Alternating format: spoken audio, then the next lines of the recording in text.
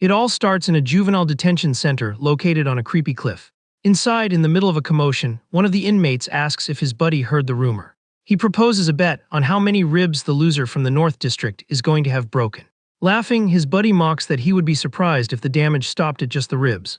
After all, losing one's life is a common thing in that place, while the crowd around them is already yelling to end the fight. The crowd goes wild, asking them to put on a good show. But soon the guy's mocking expression turns into pure surprise. The MC, who is being choked out, shows that he is not going down easily. With a swift movement, a brutal and messy punch cuts through the air.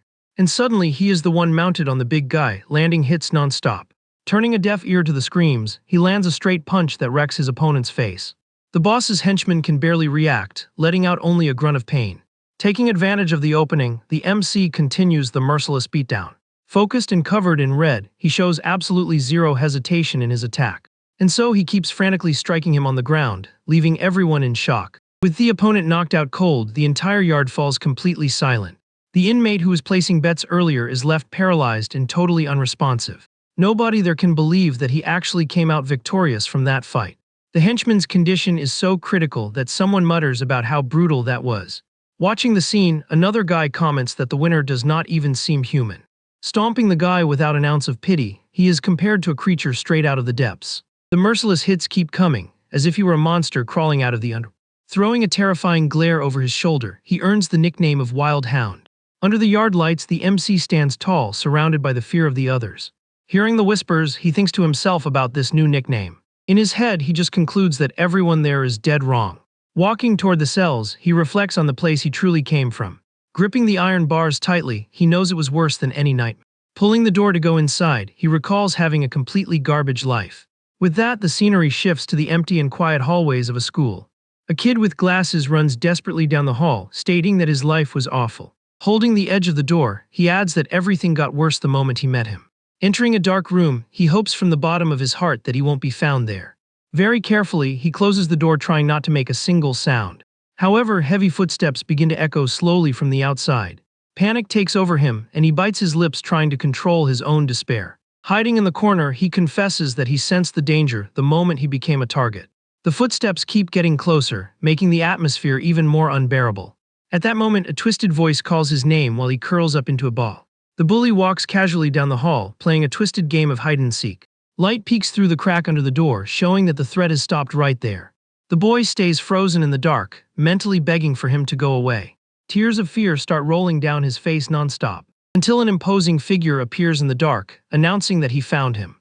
Shocked, the boy realizes that he is now completely cornered. His survival instinct screams in his mind, warning him that he needs to run away right now. But the aggressor cracks a sinister smile, saying there are worse things in the world. Trembling with dread, the boy agrees that there are things scarier than the underworld. Without giving him a chance to defend himself, the bully lands a violent punch right to his face. Mocking him, he recommends the boy close his eyes so he won't feel as much pain. Making a hand signal, he promises that this time he will get it right on the first try. Fallen on the floor, the victim barely has the strength to react, letting out only a weak grunt. The bully grabs his head, explaining what a true nightmare really is. It is clashing with a sick individual who finds joy in other people's suffering. With that, the boy ends up being lifted by his hair, his entire body battered. The aggressor holds a shoe, complaining about weak people and insulting everyone around. The trail of red on the floor makes it clear that the weakest have no way to survive. Because of this daily cruelty, the public takes to the streets demanding stricter laws. In the courts, juvenile offenders would get a maximum of 20 years or be let go. Facing the pressure, the government approves life sentences, but keeping them in juvenile detention. Since these measures did not bring real fear, juvenile crime kept on rising. Bullying became a routine, being entertainment for some and an inescapable nightmare for others. With no way to stand up to the bullies, one girl walks to the edge of the rooftop. When survival fails, the only way out left for the victims is pure despair. Far from there, life seems to carry on normally near the school gates. However, the peace is fake, since cowardly acts keep happening out of sight. In some random alley, a student ends up cornered by a group of troublemakers. Taking a slap to the face, he hears the bully tell someone to call his older brother. The others mock him, reminding him that his brother is locked up for a severe crime. Using that as an excuse, they decide it is only fair to extort the relative of a criminal. Angered by the insults, the boy yells, trying to defend his brother's honor. But in response, he eats a brutal and direct punch right to the face. Knocked down on the stairs, he is kicked by the group who says he needs re-education.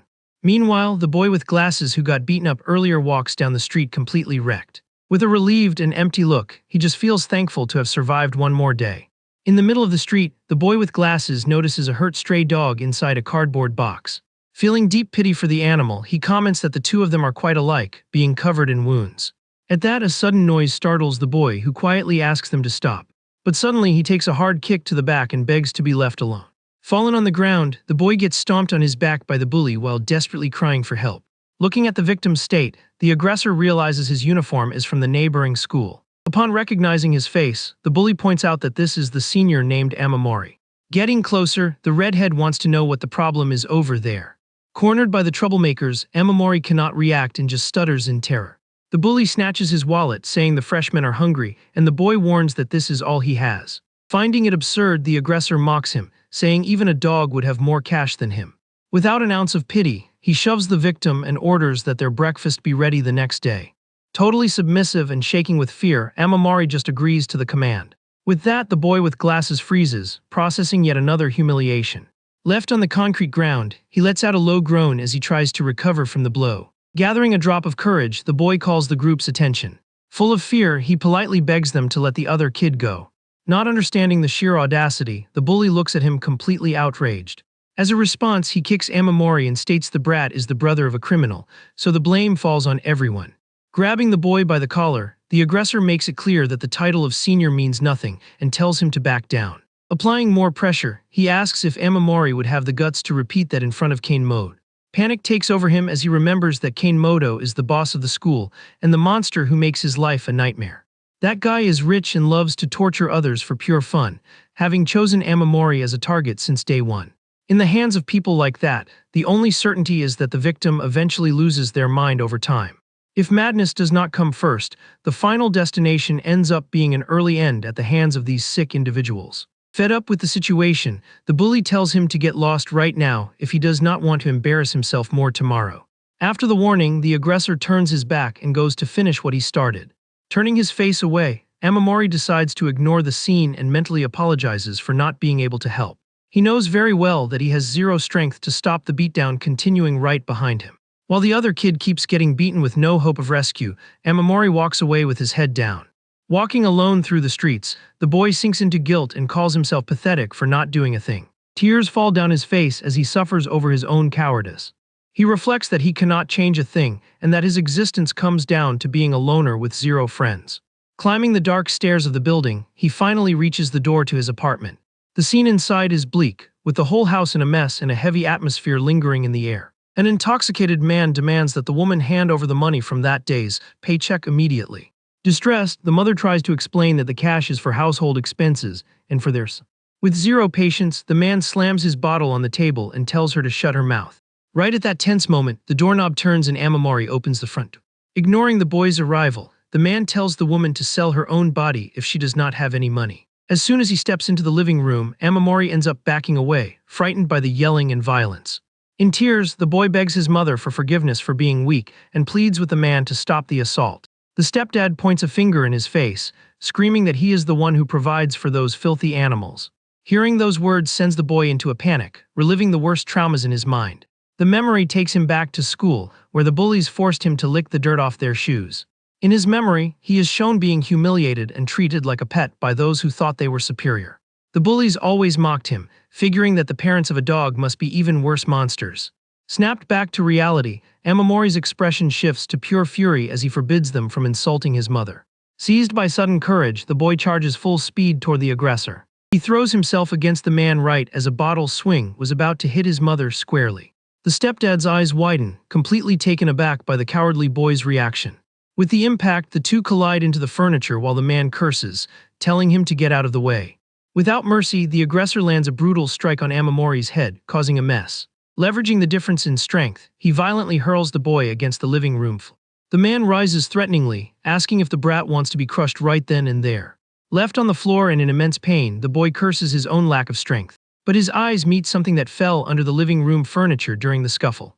With trembling hands, he tightly grips the handle of a knife that was tossed in the corner. Meanwhile, the aggressor clenches his fist, getting ready to beat the woman cowering on the floor. Determined to stop a tragedy, Amamori points the blade at the man and tells him to stop. The man's face twists with rage seeing the kid's audacity and threatening him. Desperate, the mother grabs her son's arm and begs him to calm down, promising that everything is okay.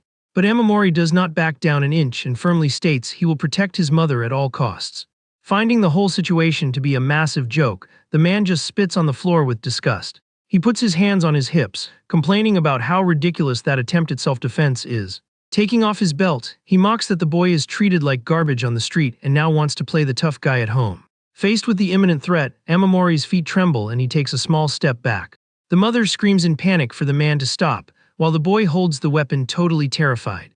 The aggressor opens his arms, daring the useless brat to try and attack him if he has the guts. Wasting no time, the man raises the belt and swings, promising to teach him a lesson. Seeing the attack approach, the boy shuts his eyes tight, bracing for impact. However, his feet plant firmly on the wooden floor in a surge of pure survival instinct. Behind his cracked lenses, Amamori's gaze shows that he has finally reached his absolute limit. Gripping the handle with both hands, he lunges desperately at the man in a blind attack.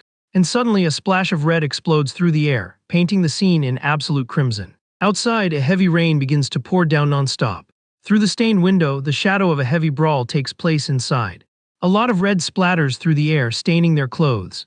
With that, the messy blade ends up dropping to the floor. Amamori falls back onto the wooden floor, completely terrified by what he just did. Entirely in shock, he stammers without understanding the reason behind it all. Seeing his mother groaning in pain amidst the fight, the boy screams out for her.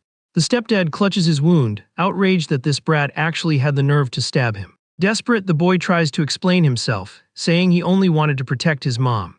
Absolutely furious, the man calls him a coward and dares him to try it again. Advancing on the boy, he challenges the brat to come at him. Right then, the aggressor's hands violently grab the woman's clothes. Amamori watches paralyzed as his mother tries to calm the man down. Clinging to her stepdad's leg, she begs for forgiveness, swearing it was not on purpose. Full of hate, the man demands she let go of him immediately. With zero pity, the man beats the woman, screaming that she is getting in the way. She takes the brutal hits to her face while the boy calls out to her. From the floor, Amamori reaches out his hand, begging the aggressor to stop this. Hearing the boy's voice, the man halts his attack and stares at him. Full of rage, he warns that he is going to discipline that useless kid once and for all. Totally battered, the mother looks at her son and tells him to run away. Fear freezes the boy, who can barely even swallow his own saliva. With tears rolling down his face, he insists that he will be able to protect her. But the woman insists he just leave and not worry about her. At that moment, the aggressor's heavy foot steps on the floorboards near the empty bottles. Desperate, the mother screams with all her might for the boy to get out of there right now. Seeing he has no other choice, Amamori gathers his strength and gets up from the floor. Crying heavily, he runs for the door, apologizing for leaving her behind. Furious about the escape, the man curses at the brat. Turning his back to the door, he points at the woman, throwing all the blame on her. Bleeding on the floor, the woman reaches out her hand, calling her son's name. With blurry vision, she whispers one more time for him to keep running. Already on the deserted street, the boy walks aimlessly under the storm. Consumed by guilt, he admits that he ran away without doing a thing for his own mother. He beats himself up for being so useless, but suddenly notices that it stopped raining on him. Nearby, some people comment with pity on the boy's soaked state. Right then, he realizes someone covered him with an umbrella in the middle of the street. Dying of embarrassment, the boy tries to hide, asking for no one to look at him. Turning his head, he gets a little startled seeing who is standing there. A kind young woman hands him the umbrella so he will not get any wetter. Worried, she recommends he head straight home before catching a cold. Completely surprised by that gesture, he grips the handle tightly. Expecting nothing in return, the girl says goodbye and runs off down the sidewalk. Watching her disappear, he remembers his brother's advice about helping those in need. Holding the umbrella, the boy considers going back, but quickly realizes he no longer has a home. Suddenly, he feels something soft rubbing against the hem of his pants. The boy's eyes widen, drawing his attention downward. Standing in the middle of the street, an excited stray dog barks at him. Petting the animal's head, Amamori asks if it is the same dog from earlier. Sad, he apologizes for not having any food and explains that he has nowhere to take it. The boy starts walking again, but the dog begins following him, barking nonstop. Not understanding its persistence, he asks the animal to slow down. The night goes on heavy, with the pouring rain falling over the city buildings. Running down the sidewalk, the two search for a safe place to take shelter. Arriving at the stairs of a tunnel, the boy stops, exhausted, watching the animal. His expression is one of pure exhaustion and despair after everything that happened. Walking down the stairs, he follows the dog through that gloomy corridor. Looking around, he understands that this was where the little guy wanted to lead him. So the borrowed umbrella is left leaning against the concrete wall. Curled up in the dark corner, the boy accepts that he will have to spend the night there. Finally, the rain stops and the morning sun lights up the tunnel entrance. But the desperate barks of the dog end up breaking the silence of the place. A very familiar voice full of mockery echoes, catching his attention. The sick Kanemoto appears with his arms around two girls, calling Amamori his best friend. Waking up startled on the cold floor, the boy asks what he is doing there. One of the girls doubts their friendship, while the bully explains they live nearby. With utter shamelessness, he assures them that the two are inseparable. The aggressor mocks him, saying life would be totally boring without his punching bag. Sensing the danger, the dog steps in front of the boy, growling at the group. Ignoring the animal, Kanemoto glares at the victim and asks why he is so quiet. Giving humiliating little slaps to the boy's face, he orders the useless kid to imitate the dog and bark. Tasting the humiliation, Amamori clenches his jaw, unable to react. Losing his patience, the psycho warns that he is tired of playing games and tells him not to push it. Gathering what little strength he has, the boy tries to say something. But before he can finish, the aggressor pulls his hair with extreme violence. Annoyed by the delay, Kanemoto demands the useless kid bark already, but soon gets a scare. In a quick move, the stray dog lunges and bites the aggressor's hand with all its might. Bleeding, the bully backs off, calling the animal a piece of garbage while the girls get spooked. Amamori is in shock, realizing that the little guy tried to protect him. Furious about the wound, the twisted guy glares at them both and warns that they just crossed the line. Wasting no time, he calls his own dog named Seimaru and orders it to tear the stray to shreds. A massive, terrifying pitbull charges, growling at the small animal trying to defend itself. Ready to finish it, the fighting dog braces for the fatal strike. In an instant, the pitbull attacks without mercy and bites the stray with extreme violence. The small animal cries in pain as it is dragged and massacred right in front of the boy. Finding the scene amusing, the aggressor just watches while the victim begs him to stop. Clasping his hands in despair, Amamori cries, pleading for him to end this. However, Kanemoto grabs the boy from behind and forces him to watch everything up close. The brutal beatdown continues while the villain reminds him that a weakling cannot protect anything. Absolutely terrified, the boy screams that the little guy is going to end up perishing like that. Satisfied with the cruelty, the aggressor just clicks his tongue, mocking the situation. Forcing Amamori's head down, he orders the useless kid to look closely at how the animal meets its end. Crying desperately, the boy hears the threat to never dare challenge him in his life. With that, the fighting dog tightens its bite even more, making a complete mess everywhere. In the darkness of the violence, the small stray lets out one last groan of pain before giving out. Witnessing the tragedy, Amamori lets out a torn scream of pure despair and agony.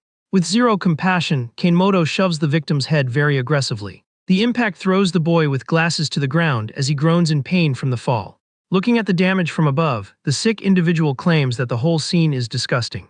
Taking advantage of his submission, he lands a cowardly kick on the boy lying on the floor. Mocking him, the bully tells him to eat the gone dog in exchange for forgiveness. Applying pressure, he warns that he will count to 5 and that the useless kid already knows what happens if he refuses. Fallen on his knees, Amamori laments that he thought only his mother would shield him from loneliness. Staring at the animal's body, he asks himself mentally why they take everything from him while he listens to the countdown. The boy recalls that the little guy's protection brought him courage and the hope of also being able to protect someone. Consumed by sadness, he concludes that he failed to do anything and is completely alone while the aggressor counts 3. In tears, the victim questions if he doesn't have the right to be loved and if his destiny is to lose everything. Anger finally takes over, and he clenches his fist hard against the concrete ground. Noticing the strange movement, the bully stops counting and stares at the boy. Slowly, Amamori gets to his feet, leaving the villain curious about what he plans to do. Annoyed by the rebellion, Kanemoto asks if the useless kid really has the nerve to challenge him. Getting closer, he warns that if the boy lays a finger on him, he is going straight to juvie. Laughing, the aggressor comments that his brother said it is an amazing place, but that the coward would perish in no time. Squeezing the victim's face, he promises to hunt him down to the very end and that giving up wouldn't solve a thing. To make the torture worse, he warns that the boy's mother is about to be sold to a nightclub by his friends. He keeps mocking, imagining that she might even have new kids to visit the useless boy's grave in the future. Taunting him even more, the bully says that a dog only gives birth to another dog, insulting the. Finding it all hilarious, Kanemoto bursts into a hysterical and terrifying laugh. Getting right in his face, he claims the boy trembles with fear every time he hears his name. But consumed by absolute hate and crying, Amamori reveals that things have changed now. In a fit of blind rage, he lands a violent headbutt on the aggressor's face, screaming that he is trembling with anger. Capitalizing on the shock, the boy bites the villain's face, warning him that there are lines that shouldn't be crossed. Startled by the pain, the sick guy pushes him away, outraged at taking a hit from that piece of garbage. Without giving him a chance to defend himself, Amamori charges again, swearing to end all of this once and for all. Like a wild animal, he sinks his teeth with all his might into the bully's face. The sound of flesh tearing echoes as the boy rips a piece off the aggressor without any mercy. With his face completely wrecked, Kenmoto lets out a terrifying scream of pain and agony. The girls go into absolute panic, screaming for help and calling the boy a monster. They run away frantically from the scene, while the victim remains mounted on top of the defeated villain. Once the massacre is over, Amamori sits panting on the ground next to the messy body. With his glasses broken and covered in red, he just takes a deep breath, processing everything. Time passes and the scenery changes to the imposing building of the family court. Inside, the judge's gavel bangs loudly, demanding order in the court. Before the magistrate, the accusation is read that he brutally assaulted his classmate. Handcuffed and under escort, the boy reflects that right after that day, he ended up getting locked up. At the police station, he regrets having told the whole truth about the bullying without the cops believing him. Besides that, he remembers that his violent stepdad was also arrested, so his mother couldn't help him. Sitting across from the officer, he accepts that the situation has reached a point of no return. Alone on the defendant's bench, the boy is sentenced to 5 years in the juvenile reformatory for assault. Being escorted to the police cruiser, he concludes that on that day, he was leaving one nightmare behind. Walking down the prison halls, he realizes he only swapped one bad dream for another. Deep in thought, he understands that this is a brutal place where the strong devour the weak. The heavy metal door slams shut, marking his permanent entry into the reformatory. Outside, the rain falls over the barbed wire fences of the prison. The cold sound of handcuffs echoes as he walks with his head down through the yard. With zero patience, a guard shoves the boy, yelling at him not to drag his feet. Outraged, he finds it absurd to be locked up when he is the victim, while the real villain walked away completely fine. Following orders, he walks with his head down toward the inspection room. Inside, the guards yell, ordering everyone to strip down and hurry up. Taking off his shirt, Amamori reveals a back full of scars among several dangerous, tattooed inmates. Sitting across from the guard, the boy stutters, trying to say his own name. Losing patience, the officer slams the desk and yells, demanding he speak louder. With an intimidating glare, the man evaluates the new inmate in front of him. He quickly recognizes the boy, remembering that he is the one who bit a guy's nose off. Handing over a paper, the guard informs him that his number is now 8725. Finishing the warning, he makes it clear that this number is his new name. Next, the guards order all the inmates to walk quickly down the hall. Walking with his head down, the boy follows along, handcuffed and chained through the dark place. Arriving at the medical inspection, he is ordered to raise his hands and turn around. Having no choice, he obeys, keeping his chained wrists raised in the air. Meanwhile, the doctor jots down all the information on his clipboard. With the evaluation finished, a stamp approves his entry into the system. However, the nightmare continues when another officer tells him to take off his underwear. Hearing that makes Amamori clench his jaw, feeling the weight of that terrible humiliation. Totally exposed next to the other prisoners, he tries to endure the moment. Pulling down the garment, the boy has no way to escape that procedure. Right after, he gets hit by a strong blast of chemical spray directly onto his body. Squeezing his eyes shut, he mentally mourns the loss of his own dignity. Holding his ID tag, he feels utterly destroyed by fear. At that moment, sunlight streams through the thick bars of one of the reformatory windows. In the main yard, all the inmates are arranged in perfect rows. One of the guards announces the warden's arrival and orders everyone to stand up. Walking calmly, the man in a suit approaches, clearing his throat. With a gentle smile, the warden asks them to sit, claiming that things aren't too strict there. He even jokes about not having any girls around, but offers himself to be available to everyone. Listening to the speech, Amamori begins to think the place might actually be much more decent. The warden wraps up by asking them to work hard on their education so they can return to society. As soon as the meeting ends, an officer calls the boy to follow him. In the cell block, the other prisoners are already celebrating the arrival of fresh meat. Laughing at the situation, one of the inmates tells his buddy not to show so much eagerness. At the bars, the guys taunt him, calling the rookie a brand new punching bag. Holding his belongings, the boy keeps walking, terrified. Throwing a wicked glance, the guard gives a very creepy smile to the victim. Cynically, he mentions he prepared a very special cell just for the brat. Stopping in the middle of the dark hallway, they finally reach their dreadful destination. The officer points at the bars, stating that this is his new home. With the door locked behind him, the guard tells him to enjoy his stay. Alone in there, the boy faces the group of thugs that rule the space. Sitting comfortably, one of the guys wants to know what the rookie's name is. Around him, the other prisoners start whispering the name Amamori nonstop. Suddenly, a violent slap strikes the boy's face with full force. The aggressor yells that he doesn't want to hear a name, demanding to hear his freaking number. Bleeding from the corner of his mouth, he stutters, saying 8,725. Smiling excitedly, the cell leader declares that it's time for the initiation ritual. Absolutely terrified, Amamori shrinks his shoulders when the group closes in on him. Without warning, a bowl full of food is dumped right over the rookie's head. Fallen on the dirty floor, he hears the strict order to never forget that moment. The cell leader stands up and announces that the boy is now just his dog. Trying not to make things worse, Amamori clenches his jaw, focused on just taking it. But one of the henchmen notices the hesitation and aggressively asks what his problem is. Yanking the boy by his clothes, the thug decides that initial beating was already enough. Grabbing his hair, the henchman warns that he is going to teach him the rules of this place. He explains that the rookie is trash in the hierarchy and owes respect to everyone else. The leader orders him to hand over his own supplies to be redistributed in the cell. Gathering the food from the floor, the boy listens to the warning to never challenge a superior. With a bizarre smile, the guy guarantees the consequences would be very ugly. At that, the boss stands up holding a baseball bat and says he needs to take a leak. Being pushed by another prisoner, the boy has no idea what they want. The guy explains they use the sink so they don't waste flushes, but it's too high up. Being used as a step stool, Amamori bears the weight of the boss stepping on his back. Relieved, the cell leader uses the sink comfortably while stepping on the rookie's body. Shaking with despair and shame, the boy cries, enduring yet another humiliation. The smell and the disgusting situation almost make him throw up right there. Suddenly, a brutal kick hits the boss's back, tossing him against the sink. Furious about the unexpected assault, the leader gets up screaming that he's going to end that jerk. A brawl explodes in the cell and Amamori concludes that this place is worse than the underworld. Seeing a bat swinging his way, he shuts his eyes, asking his mom for forgiveness. But before the hit lands, a foot steps in the way and a voice asks them to wait. The aggressor stops the attack, outraged that someone is protecting that trash rookie. With a calm smile, the inmate with glasses asks them to leave the boy alone this time. Very annoyed, the other thug yells that this business has nothing to do with him.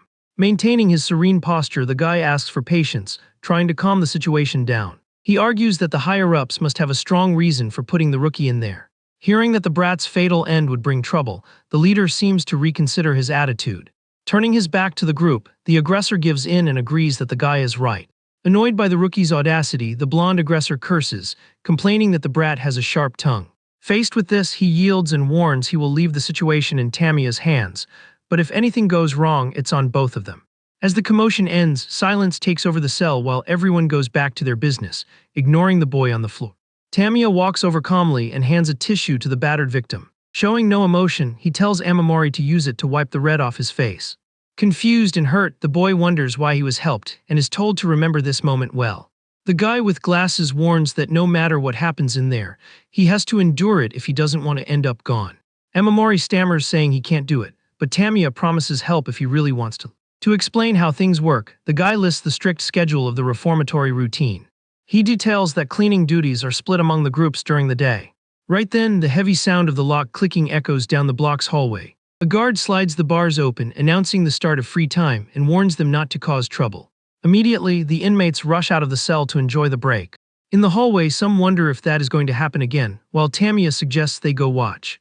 Right after, he tells the confused rookie to tag along and pay close attention. Outside, the true structure of the reformatory hides dark and violent secrets. Walking through the yard, Tamiya states that the time has come to show the harsh reality of that place. They approach the fence, where a rowdy crowd gathers to watch the main event of the day. In the middle of the circle, a tattooed inmate challenges Hongxiang, promising to crush him once and for all. The dark-haired MC just gives a smirk and lets out a murmur of pure mockery. Having no patience for small talk, he tells the big guy to shut his mouth and bring it on already. In the blink of an eye, Hongxiang lands a straight punch that sends the opponent's blood flying through the... Following up on the blow, he launches a brutal flying knee straight into the guy's face. The crowd goes wild at the fence, screaming for him to end the fight with no mercy. Shocked by the extreme violence, Amamori tries to comprehend the sheer absurdity of the scene before him. The other prisoners explain that it's a normal fight, leaving the boy outraged that no one steps in. At that moment, they point out the guards smoking casually, not giving a single care about the beatdown. Tamiya explains that although it looks like a regular prison on the surface, the gears turn differently here. He shares that the reformatory is divided into 4 territorial districts that share almost everything. And in the middle of this absolute chaos, fists dictate the rules while the beatdown continues relentlessly. Unable to process the information, Amamori asks what he means by that. Tamiya clarifies that brute strength defines everything in there, and the stronger you are, the higher your status. Hong Seong easily dodges a punch, while Tamia adds that the strong even manage the areas. The MC lands a heavy knee to the blonde's chest, making the guard's job a lot easier. With the opponent dropping to his knees, the guy concludes that the cops ignore everything, except for lethal outcomes. Keeping a calm gaze, he points out that this is exactly how the system sustains itself. By the fence, the inmates collect their bets and yell for the fighter to take the bout seriously.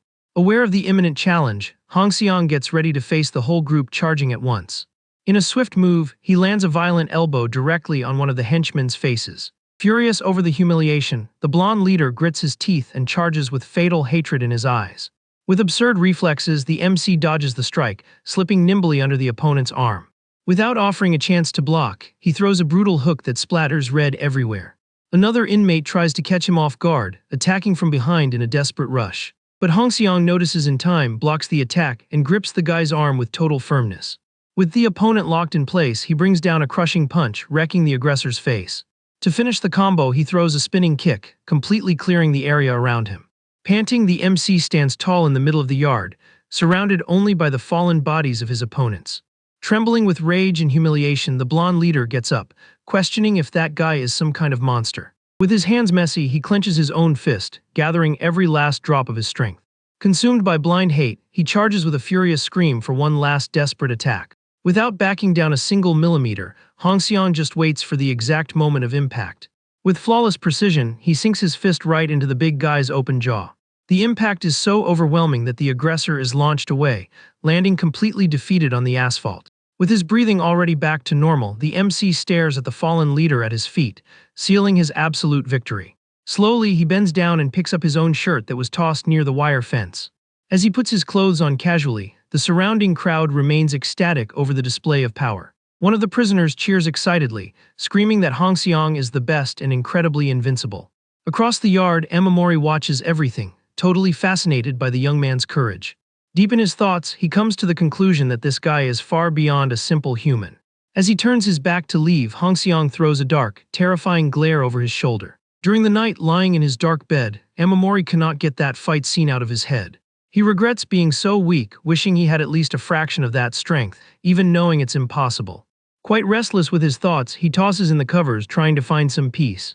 The next morning, the cafeteria is already packed and noisy with the daily hustle and bustle. During the meal, Amamori asks, intrigued, how they get away with no punishment after such brutal fights. Tamia explains calmly that there is a silent rule where major conflicts can be settled with fists. The rookie questions if anyone has the right to issue a challenge against the high-ranking members. Always calculating, Tamia replies that it is useless to try if you don't have real strength to back up the fight. He points out that no one in administration cares if the loser ends up literally gone in the process. Hearing this raw truth makes Amamori freeze on the spot, breaking into a cold sweat out of pure terror at the bleak scenario. With a slight smile, Tamia says he completely understands his fear, since the weak have no place there. He advises that the only way out is to swallow one's pride and endure it, or find someone strong to provide protection. Suddenly, an authoritative bellow echoes through the hall, ordering everyone to get up and gather around right now. A giant, terrifying figure enters the cafeteria, being announced by everyone as the big boss of the North Wing. Spooked by the overwhelming presence, Tamia pulls the rookie, warning him to obey and never anger that man. Curious about the surprise visit, Tamia asks what brings the boss here today. Completely ignoring the guy with glasses, the big guy walks straight through the cafeteria. Stopping behind the rookie, he asks in a deep voice if that is Gen Amamori. Full of fear, the boy can barely stutter, confirming that it's really him. Without warning, the man violently grabs the frightened kid's shirt collar. Staring down the victim, the boss introduces himself directly as Ritsuken Mo. Shocked by the familiar name, Amamori hears that this is the older brother of the guy whose face he ruined with bites. The giant reveals that he had the brat transferred to the North Wing, just so he could take very good care of him from now on. Turning to the other prisoners, he yells a warning that the boy belongs to him and threatens to end anyone who tries to take him out. With his display of power complete, Ritsu shoves the rookie hard against the cafeteria floor. Watching the scene, a bald prisoner smirks wickedly, finding the whole thing great. Worried, Tamia helps Amamori up by the arm and suggests they head straight to the infirmary. Later, the boy walks alone with a mop through the bathroom, relieved that it's a clean and empty place. Scrubbing the tiles, he takes a deep breath, believing he can finally be safe around there. But the peace is short-lived when a bucket is violently kicked across the wet floor. The bald prisoner from earlier appears in the shower, calling the rookie fresh meat. Walking toward the victim, the aggressor mentions he looks appetizing, while Amamori backs away asking what he wants. Getting really close, the thug tells the boy not to be scared because he just wants to play. Overcome with despair, the brat is violently shoved against the wall while begging him to stop. With that, the shower valve is turned on, pouring heavy water all over the place. Completely soaked and terrified, Amamori hears the guy say he loves this kind of scenario. Keeping a sick expression, the aggressor claims that this is simply the best. Grabbing the boy from behind under the water, he tells the rookie to relax while the victim screams to be let go. With zero pity, the thug forces the situation, warning they are going to have a lot of fun. Trying to break free no matter what, Amamori thrashes around, fighting the brutal. Agony takes over his face as he realizes he lacks the strength to escape on his own. Annoyed by the resistance, the aggressor holds the victim tight, commenting that he's quite the hothead. In a burst of courage, the boy throws a desperate punch, but the bald guy just finds that even better. Suddenly, a hand firmly grips the aggressor's wrist, telling him to hold on a minute. Tamiya interrupts the attack, and the thug immediately complains, asking if the wing boss is really going to disobey Ritsu's order. The guy with glasses calmly warns that hurting the rookie would bring a massive headache for everyone. Frustrated by the interference, the bald guy clicks his tongue, realizing he lost his fun. Letting the victim go, the thug gives a lame excuse, saying they were just playing around. Walking out of the bathroom, he taunts Tamiya, stating he wouldn't mind taking his spot. With a serious stance, the wing boss reflects that protecting the brat now might drag him into that violent world later. With the threat gone, silence reigns again in the bathroom as the aggressor vanishes down the hall. Helping the boy, Tamiya asks if he's okay and the victim immediately pleads, wanting to know how to be left alone. The young man explains that Ritsu is a terror but acts as a shield, warning that retaliation from those guys will be unavoidable. Tired and dirty, Amamori walks alone down the dark halls, reflecting on the heavy labor of cleaning bathrooms. Further ahead, he hears a loud noise and sees a group of inmates surrounding someone in the middle of the path. His eyes widening, the boy gets a terrible scare and yells, asking what they are doing. Without mercy, one of the thugs throws a brutal punch that wrecks Tamiya's face on impact. Fallen on the floor, the young man gets stomped by several guys who announce this is payback for touching their leader. While Amamori tries to step in, the aggressors mock him, saying they can do whatever they want as long as they don't finish the target off. The beatdown is interrupted by the arrival of a female doctor, and one of the prisoners tries to play it off, claiming it was just a small lesson. Smiling coldly, the woman asks them to go easy just so she won't be left with extra work later. Satisfied with the staff member's complicity, the inmates agree and decide to leave the area. Left on the floor and bleeding heavily, Tamiya hears the warning that he got very lucky this time. The doctor crouches near the beaten young man, calmly warning him that the bandages will sting a bit. Carefully, she wipes with a cloth, cleaning the exposed wounds on her patient's back. Noticing his tension, the woman tells him he doesn't need to hold back and asks him to call her if he needs anything. Completely wrecked and barely able to open his eye, Tamiya just replies quietly that he is fine. Finishing the job, the doctor turns her head and stares at the rookie standing in the hall with a curious look. Clutching his own clothes tightly, Amamori grits his teeth in anger, surprising the doctor with his bravery. Back in the cell at night, the boy sits anxiously, muttering that Masaki went to clean the bathroom and hasn't returned yet. Panic hits his mind hard as he remembers the sick faces of that gang that attacked him earlier. Desperate, he runs to the cell bars, shaking the metal hard while screaming for a guard. The noise annoys one of the inmates who is sleeping, making the guy get up furious about the yelling. Ignoring the danger, Amamori keeps pounding the door and begging for help in the middle of the night. Having completely lost his patience, the cellmate charges, telling the brat to shut up and asking what time he thinks it is. Frightened by the approach, the rookie tries to explain himself, calling the guy boss with a lot of respect. Being grabbed by his shirt, the boy explains his friend's disappearance, but the thug wants absolutely nothing to do with the story. Giving no space, the aggressor lands a straight punch to his face, warning that the guards would do the searching themselves. Holding his bruised cheek, Amamori cries while swallowing hard the order to keep quiet and just wait. The cellmate scratches the back of his neck, complaining that he was in the middle of a very comfortable sleep before that racket. Unable to fight back, the boy drops to his knees on the cold floor, clenching his fists in immense frustration. With his head down, he agonizes, imagining what on earth could have happened to the only person who helped him in that nightmare. The next day, a massive commotion gathers dozens of prisoners in the middle of the reformatory's main hallway. Shoving past the big guys, the brat tries to clear a path through the crowd, desperately saying, "Excuse me." Ignoring the danger of bumping into those criminals, he keeps pushing forward, demanding they get out of his way. Until Amamori's eye widens in pure shock, and he lets out a torn scream calling his friend's name. In the middle of the lobby, the guards clear the way, escorting Tamiya, who is completely covered in red on a stretcher. Around the terrible scene, the inmates point fingers, commenting on the brutality that just rolled through there. The crowd keeps gossiping in the hallway, stating that the attackers really did some massive damage to the guy. Paralyzed with horror, the boy hears someone behind him ask coldly if the patient on the stretcher is even still breathing. Trembling with hate, Amamori clenches his fists with all his might, feeling his blood boil. Overcome with rage, the boy yells, demanding to know if it was the bald guy who did that. Without a shred of guilt, the aggressor scoffs, saying the beatdown was pretty fun. Getting up close, the thug warns in a threatening tone that he wants to play with the rookie. But the bald guy turns his back and walks away, telling the boy to save the chat for later. Unwilling to let it go, Amamori lunges and grabs the thug's clothes, declaring he's not running away. In a fit of blind fury, the boy sinks his teeth into the aggressor's arm, who howls in pain. Startled, the bully lands a brutal punch on the victim's face and asks if he wants to meet his end. Ignoring the blow, Amamori bites down even harder, making the bald guy order him to let go. Suddenly, a hand appears out of nowhere and firmly grips the aggressor's shoulder. Furious about the interruption, the thug turns his head, cursing at the meddler. However, his arrogant posture vanishes instantly upon realizing who is standing there. Surprised, the rookie with glasses recognizes the same incredible fighter he saw in the yard earlier. With an expression of pure boredom, the dark-haired guy tells the bald dude to get out of his way. Panic takes over the thug, who mentally wonders what that monster is doing there. Sensing the danger, the aggressor backs off, clicks his tongue, and announces he's going somewhere else. The young man walks right past the group and coldly comments that the bathroom is dirty. Glancing sideways, the bald guy leaves annoyed, thinking about how much of a problem that guy is. Taking advantage of his exit, he kicks Amamori to the floor and reminds him that cleaning is the rookie's job. Fallen near the bars, the boy swallows hard and swears to himself that this isn't over. Watching in silence, he sees the mysterious fighter casually turn on the water.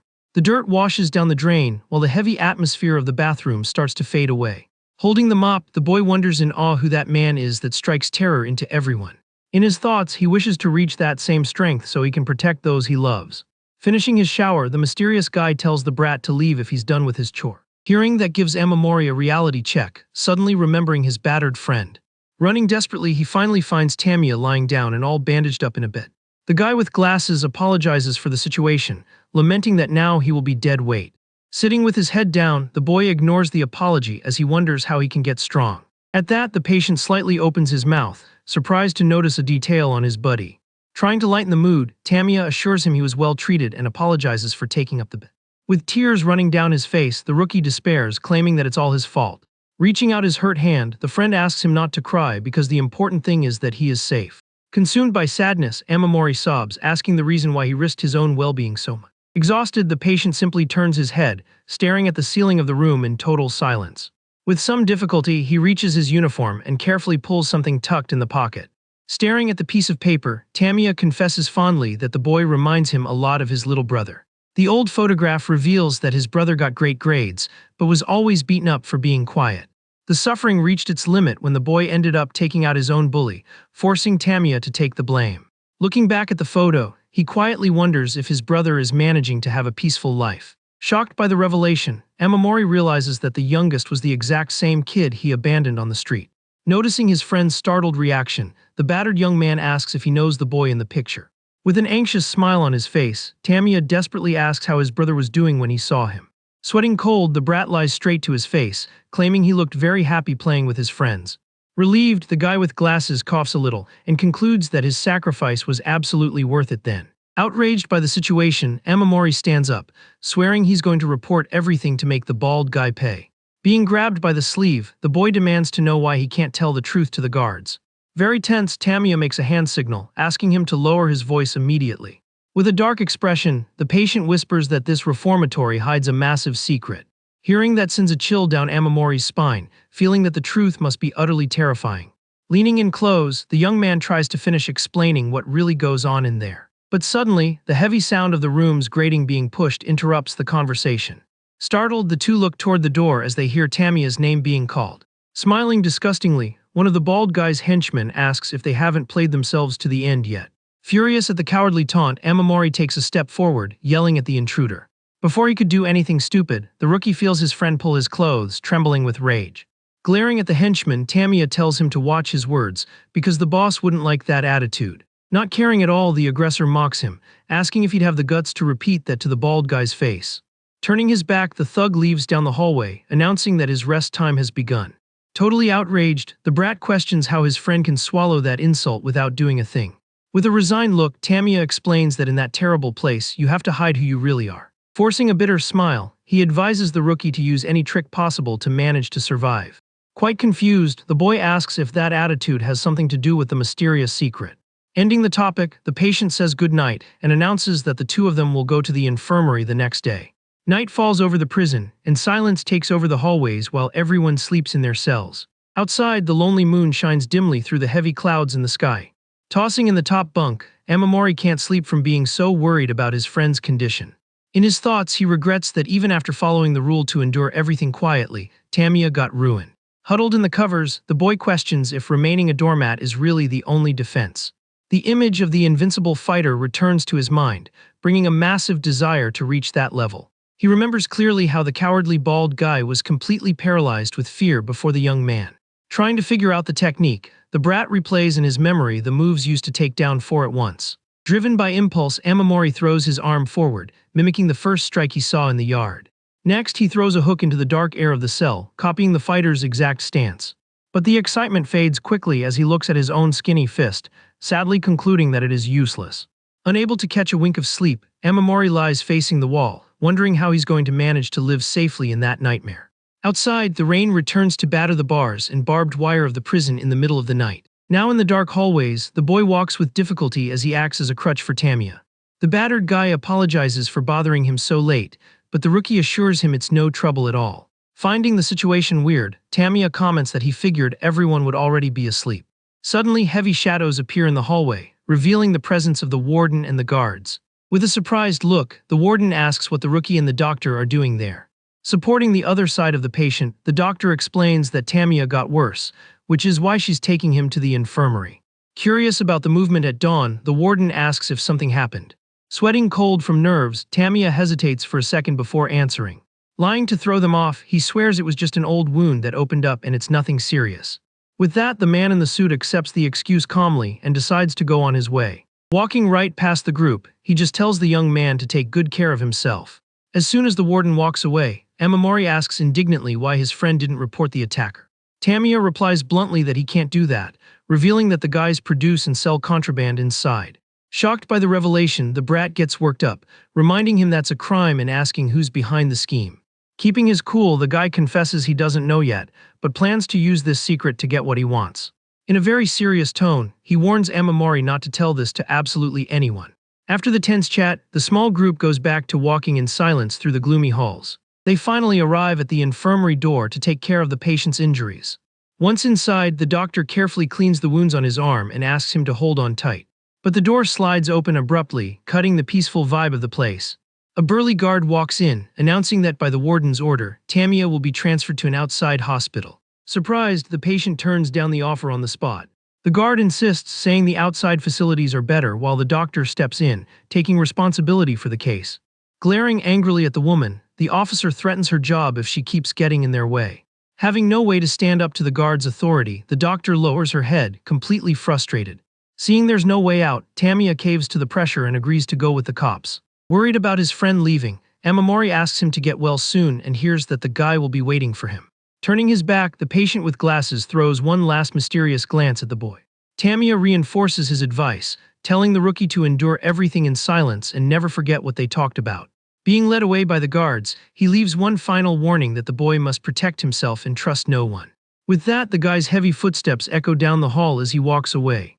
With an innocent smile, Amamori thinks his friend is going to get better and that an outside doctor will have to report the assault. Walking back to his cell, he builds up hope that the cowardly attacker will finally get what he deserves. Time passes and the sun rises, lighting up the reformatory's wire fences the next morning. In the cafeteria, the boy holds his food tray, wondering when his friend will be back, believing the rest will do him good. Suddenly, the loud conversation from a group of inmates at the next table catches his attention. One of the guys gossips that some idiot tried to escape the night before and ended up losing his life in the process. Hearing the story, the bald thug cracks a smile filled with pure evil. Laughing at the tragedy, he reveals to everyone that the one who passed away was Masaki Tamiya. The shock is so brutal that the tray slips from Amamori's hands and shatters on the cafeteria floor. Trembling from head to toe, the boy is left completely paralyzed, trying to process the information. With an empty and terrified look, he stutters his friend's name, unable to believe he is actually gone. The entire cafeteria focuses on the rookie, who remains frozen in the middle of the hall in a state of absolute shock. Sweating cold, the brat convinces himself it's a mistake, since he saw the guy being taken to the hospital. At that moment, heavy boots step hard, breaking the tense atmosphere of the place.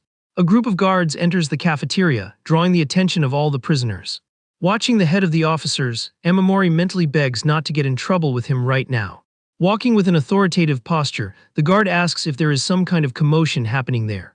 The intimidating presence of the officers makes the entire cafeteria fall totally silent. With a firm voice, the boss announces that Tamiya fled the previous night after injuring 2 cops and ended up getting run over.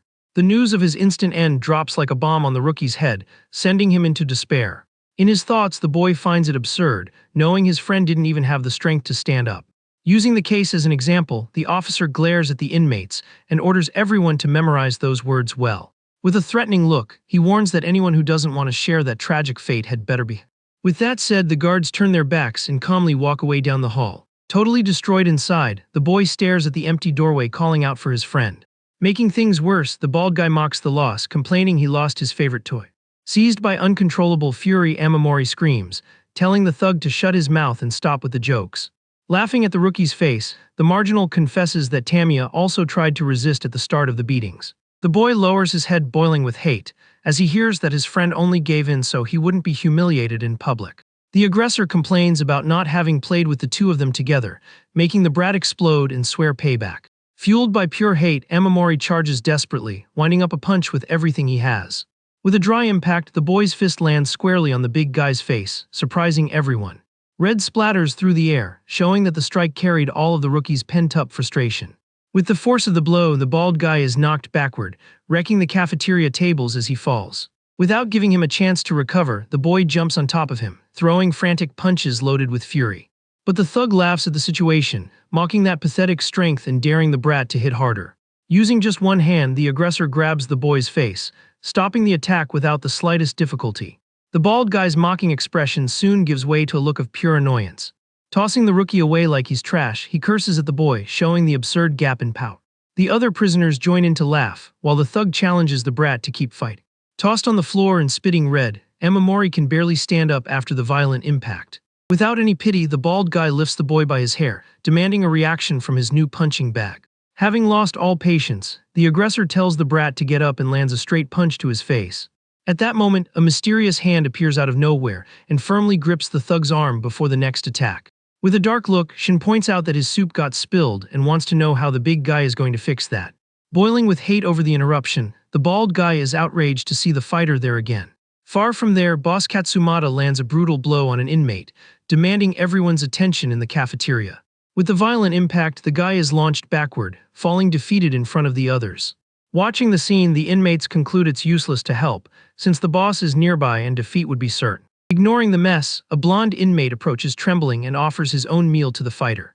Trying to smooth things over, the bald aggressor asks him to calm down, warning that a fight there would embarrass their boss. Turning their backs, the group of thugs decides to leave and put the trouble behind them. With his head down and sweating cold, the bald guy curses the situation, accepting that running away like that makes him look like a coward. Left on the dirty floor, Amamori can barely move after the entire beatdown he just took. Looking at the damage, Shin tells the boy to go take care of his injuries and assures him Tamiya would want him to live. Hearing his friend's name makes the rookie clench his jaw, feeling a heavy mix of sadness and anger. Without saying another word, the mysterious fighter turns his back and calmly continues his way through the. Sitting on the floor, the boy clutches his own chest, trying to endure the physical and emotional pain of that loss. The atmosphere remains very tense as the MC walks alone down the cafeteria aisle. Showing absolutely zero fear, he walks right past the massive wing boss, who glares at him up close. Stopping for a second, the dark-haired young man simply tells the big guy to get out of his way. Totally disrespected, Katsumata feels his blood boil and turns his body, ready for a brawl. Boiling with hate, the big guy yells, ordering the meddler to stop right where he is immediately. Sensing the imminent danger, one of the henchmen tries to step in, asking the leader to calm down. Glaring at the opponent, Shin warns him to let it go if he doesn't want to be humiliated in front of everyone.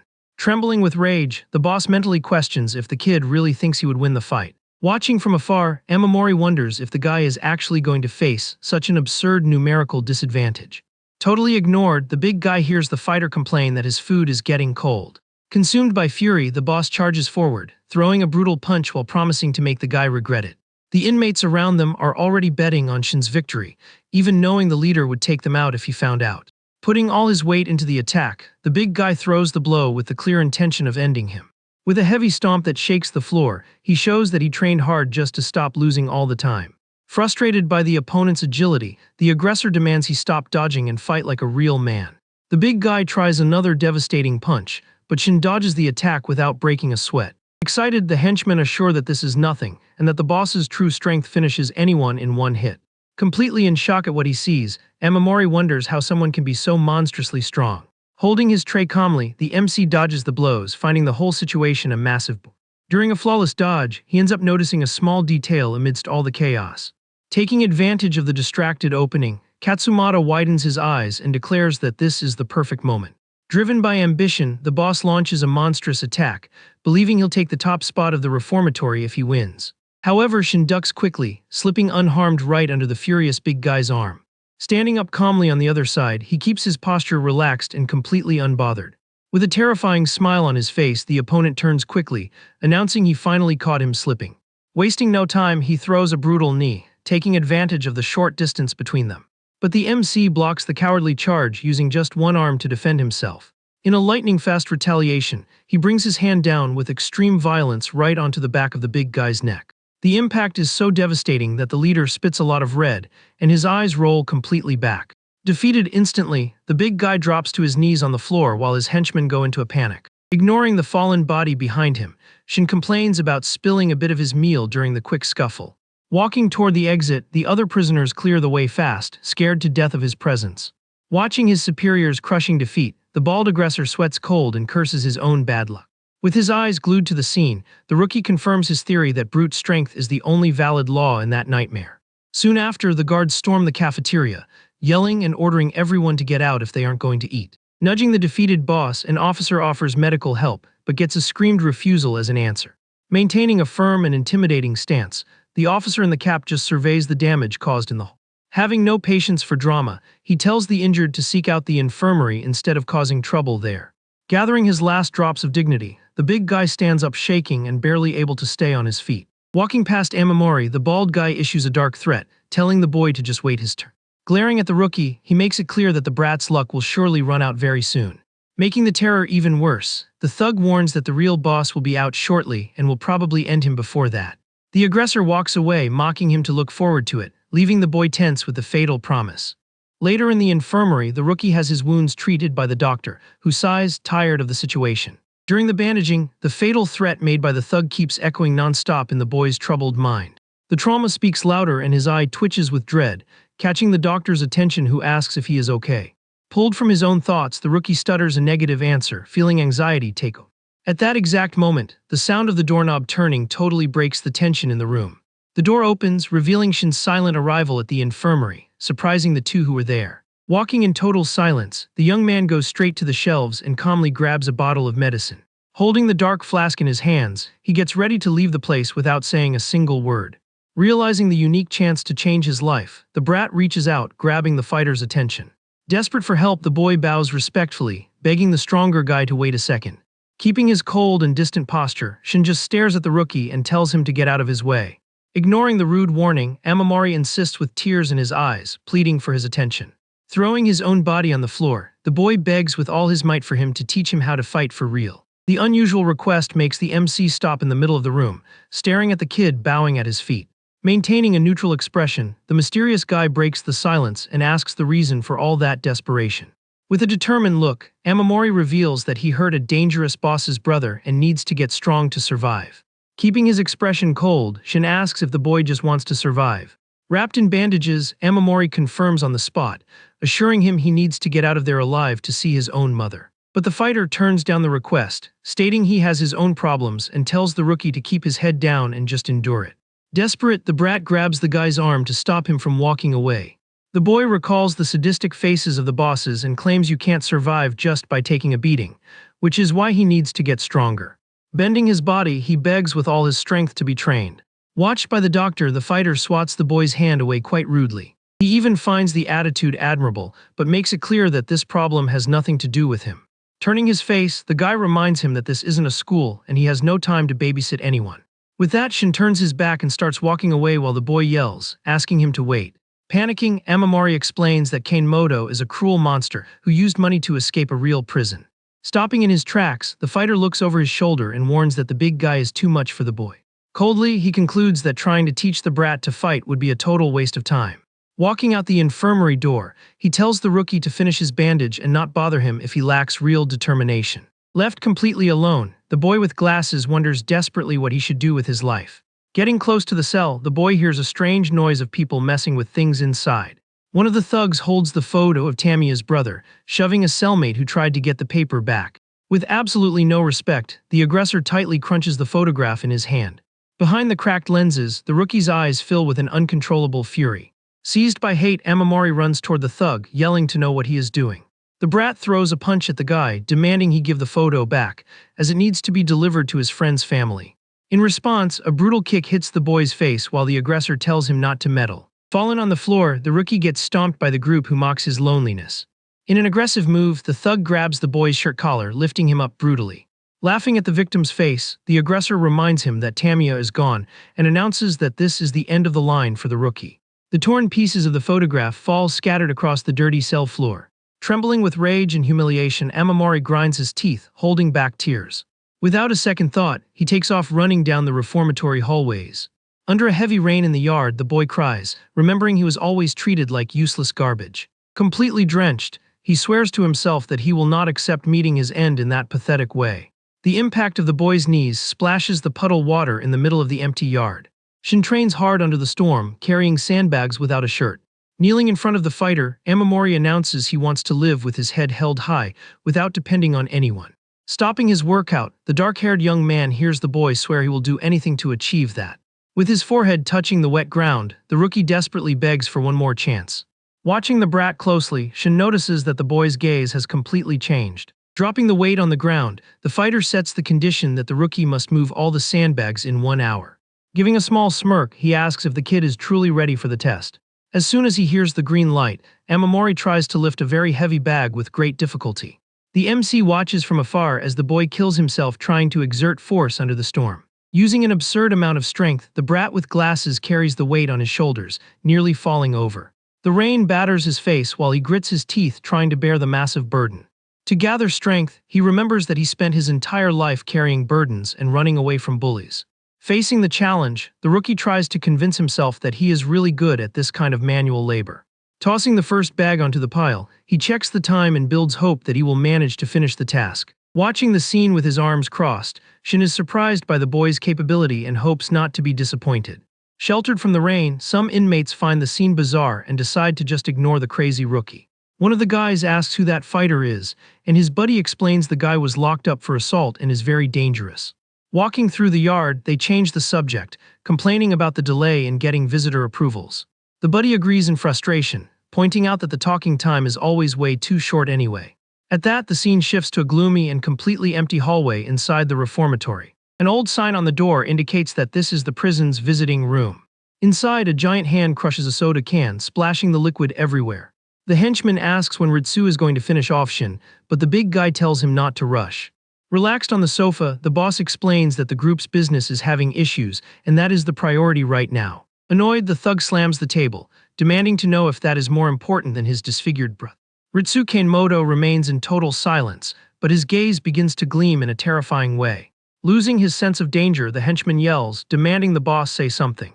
In the blink of an eye, the big guy lands a devastating slap on his ally's face, telling him to shut his mouth. With his face covered in red, Ritsu humiliates the henchman, asking who he thinks he is to demand anything.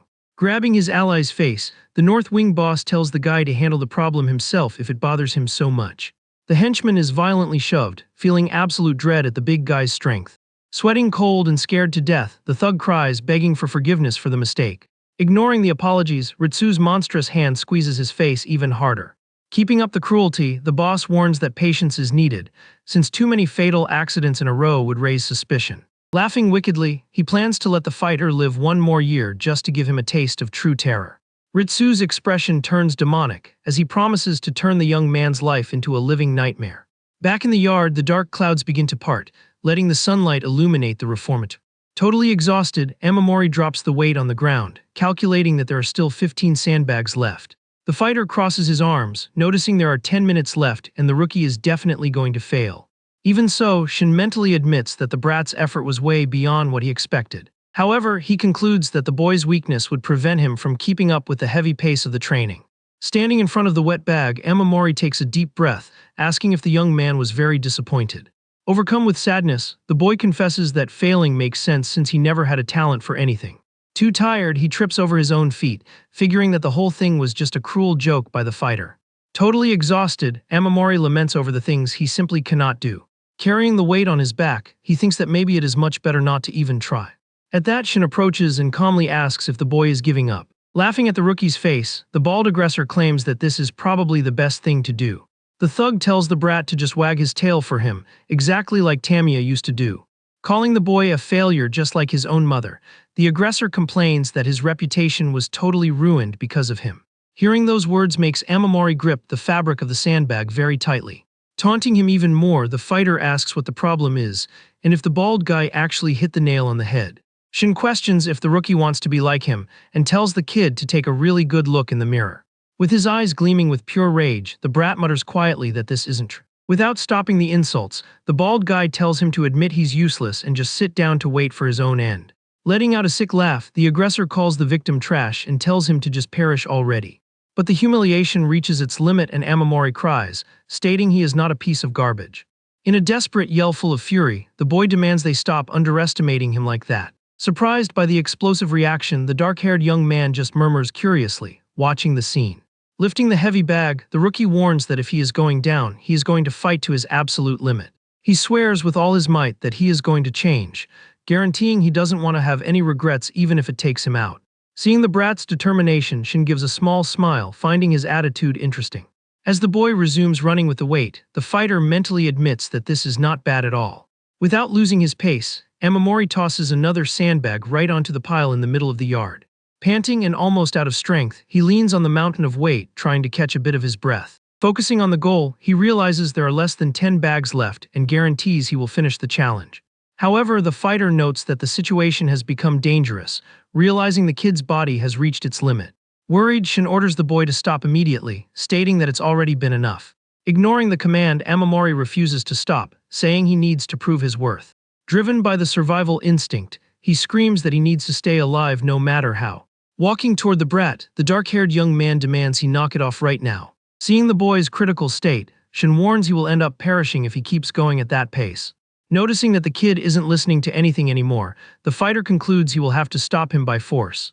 Stumbling non-stop, the rookie just mutters that he needs to hold on for just a little longer. Looking at the ground, the panting boy calculates that he only has to carry the last 3 bags. With a relieved and almost crazed smile, he convinces himself that he can finally finish it. Suddenly, Shin lands a brutal punch right to the rookie's stomach, interrupting his movement. With the sudden impact, the brat loses all his air and is left in complete shock by the assault. Blaming his weakness, the boy drops to his knees on the wet asphalt, asking for the reason behind that. With the scene shifting to the room, the fighter looks out the barred window and announces he will help. Standing behind him, Amamori reinforces his desperate desire to stay alive. Bowing as a sign of extreme respect, the rookie begs one more time to be trained. Keeping a serious posture, Shin warns him not to be all talk and tells him not to annoy him. Glaring at the boy with glasses, the young man demands he prove with his own actions that he's made his decision. That demand brings up the terrible memory of his mother being beaten, and the fierce desire to protect her. After delivering the dark warning, the dark-haired fighter asks dryly if he got the message. Full of determination, Amamori screams confirming it, officially kicking off their special training. Far from there, the doctor corrects someone's posture, complaining that their hands are too open. Correcting the stubborn patient, the doctor comments that he is a lone wolf precisely because of that attitude. Lying on the floor, Amamori suffers a lot trying to complete the heavy set of physical exercises. With that, a set of clean clothes ends up being tossed right onto the exhausted rookie's head. Putting on the oversized shirt, the boy finds it weird, but the trainer tells him to wear that to go back to the cell. Pacing the room, Shin explains that the brat is drawing attention and needs to hide his physical changes. The fighter warns that if they figure out about the training, his enemies will crush him before he can fight back. Wiping his sweat, Amamori agrees, while the guy announces he is going to explain the power structure of the reformatory. Stating that this is essential to survive, Shin hears the question if all the leaders are like Kanemo. Keeping his calm posture, the MC answers that the big guy is the only one obsessed solely with power. Very confused, the boy with glasses questions how the other guys managed to become leaders then. Giving a mocking smile, the fighter asks if the kid really thinks brute strength controls everything. He details that wisdom is fundamental, revealing that the bosses meet every month with the guards backing. Pointing to the interview room door, the explanation notes they use the spot to avoid leaks. Accompanied by their best henchmen, the leaders enter the room prepared in case a fight breaks out. Around a large circular table, the worst criminals of the place gather for the monthly meeting. In the middle of the tense silence, one of the leaders' fingers taps impatiently on the wooden table. Breaking the ice, the South Wing leader asks them to just chat normally like they always do. Looking at the big guy from the North Wing, he states that Kanemoto cannot stay quiet after what happened. Furious about the taunt, the brute harshly warns that this business is nobody's concern. With a cynical smile, the pink-haired guy mocks, suggesting that Ritsu should be neutered if he can't control himself. Keeping up the insult, the South leader points out that the big guy's top henchman can't even fight properly anymore. Laughing in a humiliating way, he claims the rival will be completely alone and that it'll be very pathetic. Driven by absolute hate, Kanemoto slams the table, telling the jerk to repeat the insult, while the West leader asks for calm. Finding the commotion amusing, the West Wing boss comments that the investigations have pushed the big guy completely to the edge. Resting his face on his hand, the pink-haired leader points out that Tamiya was protecting Amamori, concluding that Ritsu wants the rookie gone. Turning his gaze, he questions if the bald aggressor really acted on his own, since he doesn't know when to stop. In a fit of sadistic laughter, the provocateur claims the henchman is a bit slow in the head, exactly like the master himself. The direct insult is the last straw, making Ritsu's giant hand violently grab the glass bottle. Boiling with blind hate, the big guy asks threateningly if the jerk wants to see some red that badly. Instead of backing down, the South leader flashes a psycho look, gladly accepting the challenge for a fight. Without hesitating for a second, Kanemoto lands a brutal bottle smash on the rival's face, screaming that nobody can defeat him. Trying to prevent the worst, one of the henchmen warns they will be finished if the warden finds out about the mess. Hearing the warning, the leader named Kureha finally stops the attack, announcing that this has been enough. Watching from afar, another man lights a cigarette and calls the whole scene pathetic. This is Koichi Naruse, the dangerous leader of the East District. Having no patience, the rookie steps forward and violently grabs Kanemoto by the shirt. With a lot of strength, he hurls the big guy against the wall, ending the fight on the spot. Relieved, the henchman thanks Naruse, stating that only he can stop those two brutes. Staring at the bruised big guy, the East Wing leader demands they start the meeting already. The South District leader just observes the situation with a very calculating look. Sitting in his chair, Naruse demands they keep an eye on Nago and Amamori to avoid new problems. In a threatening tone, he warns the big guy not to even think about taking out the rookie with glasses. At that, the South leader taunts Kureha, saying he understands the anger over his brother, but it's best to avoid trouble. Consumed by hate, Kureha remains in total silence, feeling his blood boil. The East leader takes the floor again, warning he won't forgive anyone who drags his district into that mess. Finding it funny, the South leader raises his hands and sarcastically says he doesn't care if Kanemoto takes care of his own pet. Tension keeps dominating the room while Kureha maintains his silent posture. Catching the cue, the South leader quickly concludes that his silence means agreement. Clapping his hands, he declares the end of the meeting very sarcastically. With that, the bosses start leaving the room, leaving the rivalry hanging in the air. Consumed by fury, Kanemoto squeezes a glass cup until it shatters in his own hand. Hate is clear on the big guy's face as he clenches his teeth hard. Approaching the table, his right-hand man named Ishida gets the boss's attention. The henchman questions the outcome of the meeting, reminding him they should have discussed Tamiya. With a macabre smile, the big guy ignores the subject, focusing only on the order not to eliminate the brat. He finds that very annoying and confidently states that nobody there has the power to stop him. Now alone in the room, Kanemoto orders word to spread that he can torture Amamori as much as he wants, as long as he stays alive. Getting the message, Ishida bows and assures him he will handle everything personally. Red drips from the big guy's hand as he mutters the victim's name with disgust. Hidden in the shadows, he cracks a demonic smile, predicting that the fun is finally going to begin. In another corner of the prison, Amamori reflects in surprise on the variety of bosses that exist there. Walking down the halls, the boy analyzes the personality of each leader in that brutal place. However, he soon gets confused, unable to define what the East District boss is like. Standing in the room, the fighter explains that Naruse avoids any type of conflict. Shin details that he protects his allies, but dishes out severe punishments if anyone acts on their own. Very surprised, the rookie questions if the prisoners don't try to rebel against this rule. With his arms crossed, the trainer reveals that Naruse is feared simply because he is the strongest man in the reformatory. Wrapping up the chat, the fighter says he has already passed on all the necessary info and tells the boy to train. Obeying promptly, Amamori lies on the floor and begins the grueling set of push-ups. Far from there, the doctor corrects a patient's posture while reflecting on the fighter's sudden burst of energy. Writing her daily report, she mentally hopes that the rookie with glasses manages to survive. In the hallway of the Forbidden Wing, yelling breaks the peace of the prison. The bald henchman complains that he was made to look like an idiot precisely by someone from the rival district. He recalls the humiliating beating he took from Kureha and demands to know how things will stand. Seized by fury, the thug warns he is going after the rival to beat him until the end. But Kanemoto appears from the shadows, calling the henchman useless trash and asking if he wants to cause even more shame. Trying to manage the situation, the big guy asks for calm, claiming that anger solves nothing right now. At that, Ishida suggests they let the issue cool down, since the aggressor has been punished enough. Placing his hand on the henchman's shoulder, he tells the bald guy to control himself since they have bigger plans. Left with no choice, the marginal lowers his head and submissively asks the boss for forgiveness. Furious, Kanemoto kicks the useless guy out of the room, threatening to end him if there is a next mistake. With a wounded pride, the bald guy turns his back and walks away down the hallway in silence. The big guy throws all the blame for that shame on the rookie and promises to send everyone to hunt the boy down. With a wicked smile, Ishida agrees, saying the time has come for the brat to taste true terror. Exhausted in the middle of his chore, Amamori has no idea about the cruel welcome they are preparing for him. The day goes on peacefully outside the large facilities of the prison. In the bathrooms, the boy cleans the shower tiles, fulfilling his daily task. Complaining about muscle pain, he wonders if he will have the strength to endure the training later. Suddenly, the shower water pours down hard, catching the boy completely by surprise. Confused by the situation, he checks the wall, assuring himself he had closed the main valve. As he turns his body, the rookie with glasses gets a little scare in the middle of the wet bathroom. Before he could understand the problem, a sinister hand reaches out toward his face. With a rough shove, the brat is violently pushed straight onto the wet floor.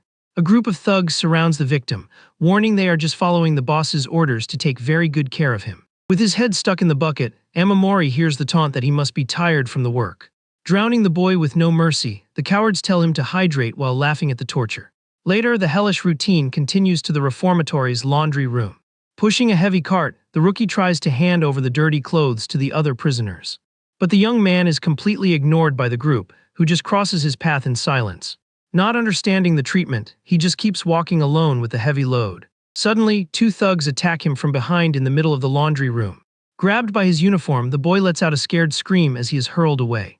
Shoving the victim mercilessly, the aggressors try to force the brat inside a washing machine. Giving no chance to escape, they lock the hatch and turn on the equipment immediately. Trapped inside, Amamori tumbles painfully in the metal drum as the machine starts to spin. Banging on the glass, he begs for help while the thugs watch the cruelty, finding it hilarious. Watching the machine spin, one of the thugs suggests cutting the power because it's dangerous, but his buddy refuses, warning that the boss ordered them not to finish him off. Walking down the hall, the fighter observes the cruelty, reflecting that he feels deep pity for the boy. He mentally concludes that he could never endure such a heavy torture in the victim's place. Time passes and in the cafeteria, Amamori tries to get his food, looking completely destroyed. Trembling hard and barely able to walk, the boy with glasses walks between the tables holding his tray. Suddenly, an inmate bumps into him on purpose and lets out a fake apology in a mocking tone. The boiling soup spills right over the rookie, who falls to the floor screaming in agony from the burn. Watching the victim shake in pain, the aggressor sarcastically asks if everything is okay with him. Taking advantage of the opening, another thug lands a brutal kick on the brat's back, telling him to watch where he's going. At that, one of the guys grabs his head on the floor, forcing him to eat while stating this was the boss's order. The whole commotion draws a guard, who yells threats to send the rookie to solitary if he doesn't want to eat. Complaining that the boy only knows how to cause trouble, the officer demands he go to the infirmary alone. Red drips onto the tray dropped on the floor, showing the cruel result of yet another cowardly assault. Now in the doctor's office, she cleans the cuts on his head, warning that his fragile body won't hold up much longer. Bothered by his passivity, she glares at the dark-haired fighter and asks if he doesn't have any plan in mind. Shin answers coldly that he isn't anyone's babysitter and that this phase isn't all bad. The beaten boy questions the reason for going through so much suffering like that. Staring at the wall, the young man explains that understanding pain is the main key to becoming truly strong. He details that aggressors show certain habits before attacking and tells the rookie to observe this while taking a beating. The brat listens carefully to the instruction that he must never waste this precious chance. But a lack of confidence hits hard, and Amamori stutters saying he doesn't have that kind of luxury. Surprising the boy, the fighter's heavy hand firmly grips his shoulder with an off. Shin guarantees he can train him, but demands conviction and tells him to choose if he wants to be a fool forever. In an intense tone, the young man challenges the rookie to carve this humiliation into his heart and become his enemy's worst nightmare. Determination takes over Amamori's face, his eyes widening as he accepts the challenge laid out. During the intense training, the master charges mercilessly, firing off a swift punch. Unable to defend himself, the boy takes the heavy hit, flying backward from the impact. The trainer tells him to keep his eyes wide open, because blinking in a real fight means meeting your end. Firing off another combo, Shin warns that enemies always reveal the exact moment of their attack.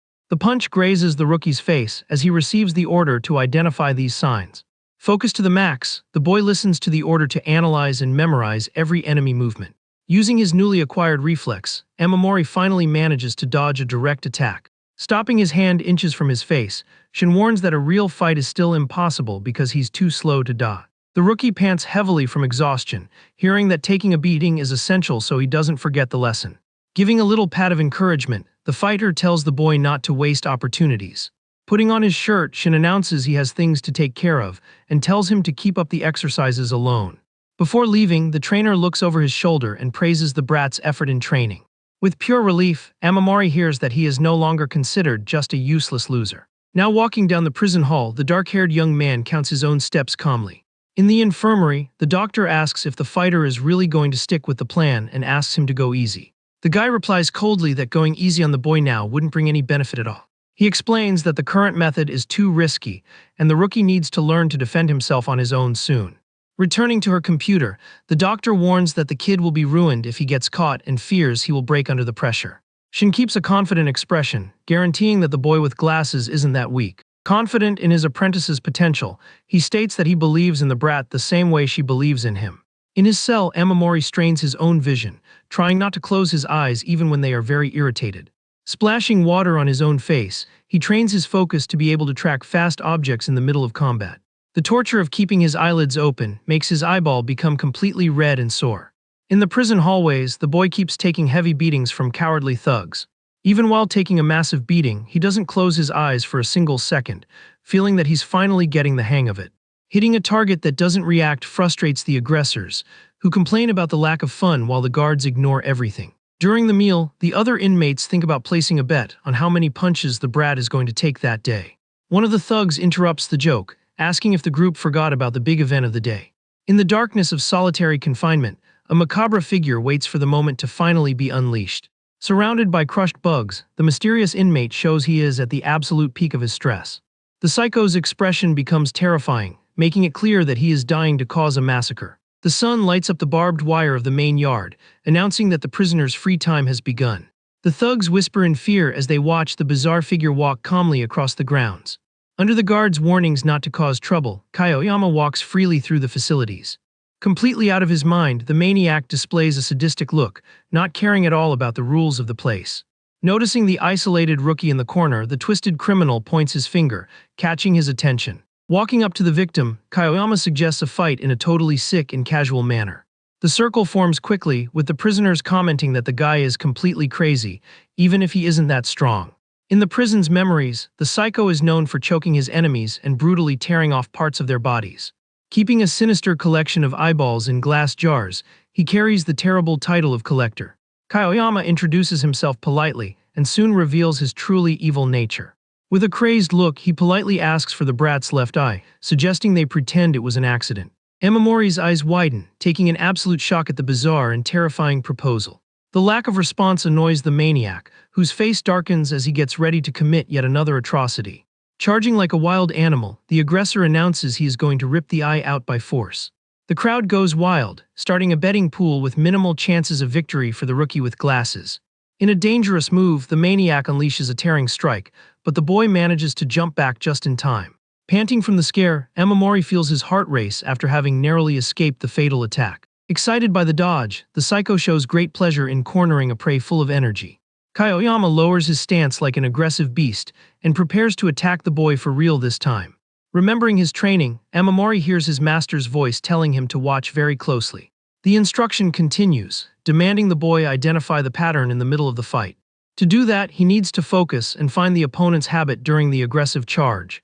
With the psycho attacking non-stop, the brat manages to duck and dodge the blow by a hair. Focused on the movements, the rookie realizes he is finally starting to understand the technique. Frustrated by the consecutive dodges, Kaioyama clicks his tongue, totally annoyed by the situation. Wasting no time, the maniac charges again, warning that the kid's luck won't last forever. Analyzing the attacks, Amamori notes that the aggressor always starts with his left, steps back if he misses, and tries to choke with his right repeatedly. Panting, the boy lifts his face and decides to provoke the crowd that loves to bet on fights. Taking his broken glasses off his face, he states firmly that he is also going to place his own bet. At that, the object drops onto the asphalt of the yard, marking the start of the rookie's true reaction. As soon as the psycho attacks with his left hand, Amamori dodges with impressive ease. Taking advantage of the opening, the boy dives under the right arm, escaping the predicted chokehold. Realizing his target has vanished from in front of him, the maniac curses, completely taken by surprise. Without mercy, Amamori lands a brutal hook right on the enemy's chin, sending red flying through the... Shocked by the turnaround, the inmates at the fence cannot believe what they just saw. The psycho drops completely knocked out and covered in red, confirming his crushing defeat. Faced with the unlikely scene, one of the thugs thinks he is hallucinating and accuses the rookie of being on substances. Gripping the wire fence, another prisoner screams in despair over the loss of his bet money. Watching everything from afar, someone lets out a satisfied chuckle at the outcome of that combat. Now in the infirmary, the doctor pats Amamori on the head, telling him not to get too arrogant.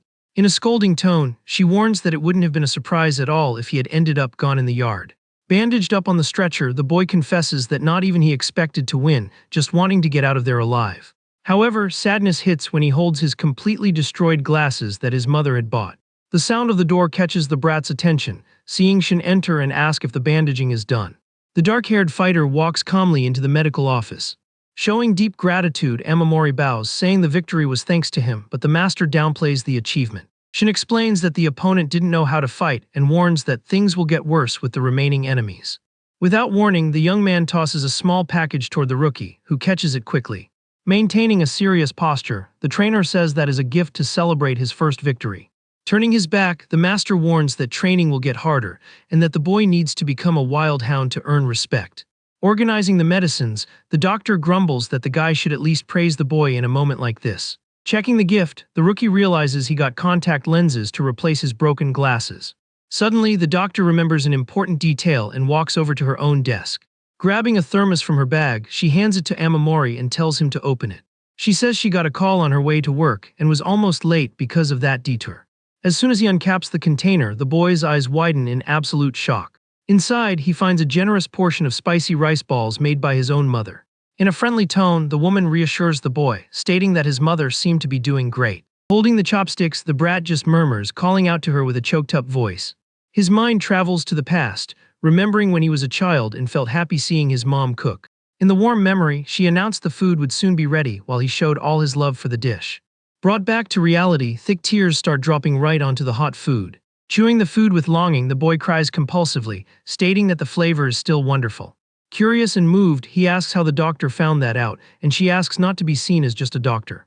The doctor reveals that the fighter predicted his victory and called asking for the food before the fight even started. Touched by the vote of confidence, the rookie understands that the master has very high expectations of him. Gently, the woman hands a tissue for the boy to wipe his wet face. She encourages the patient to eat plenty to celebrate and tells him to get some good rest right after.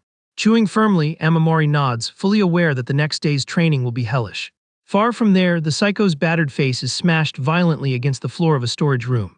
The bald aggressor calls the maniac useless garbage, outraged that he lost to such a weak rookie.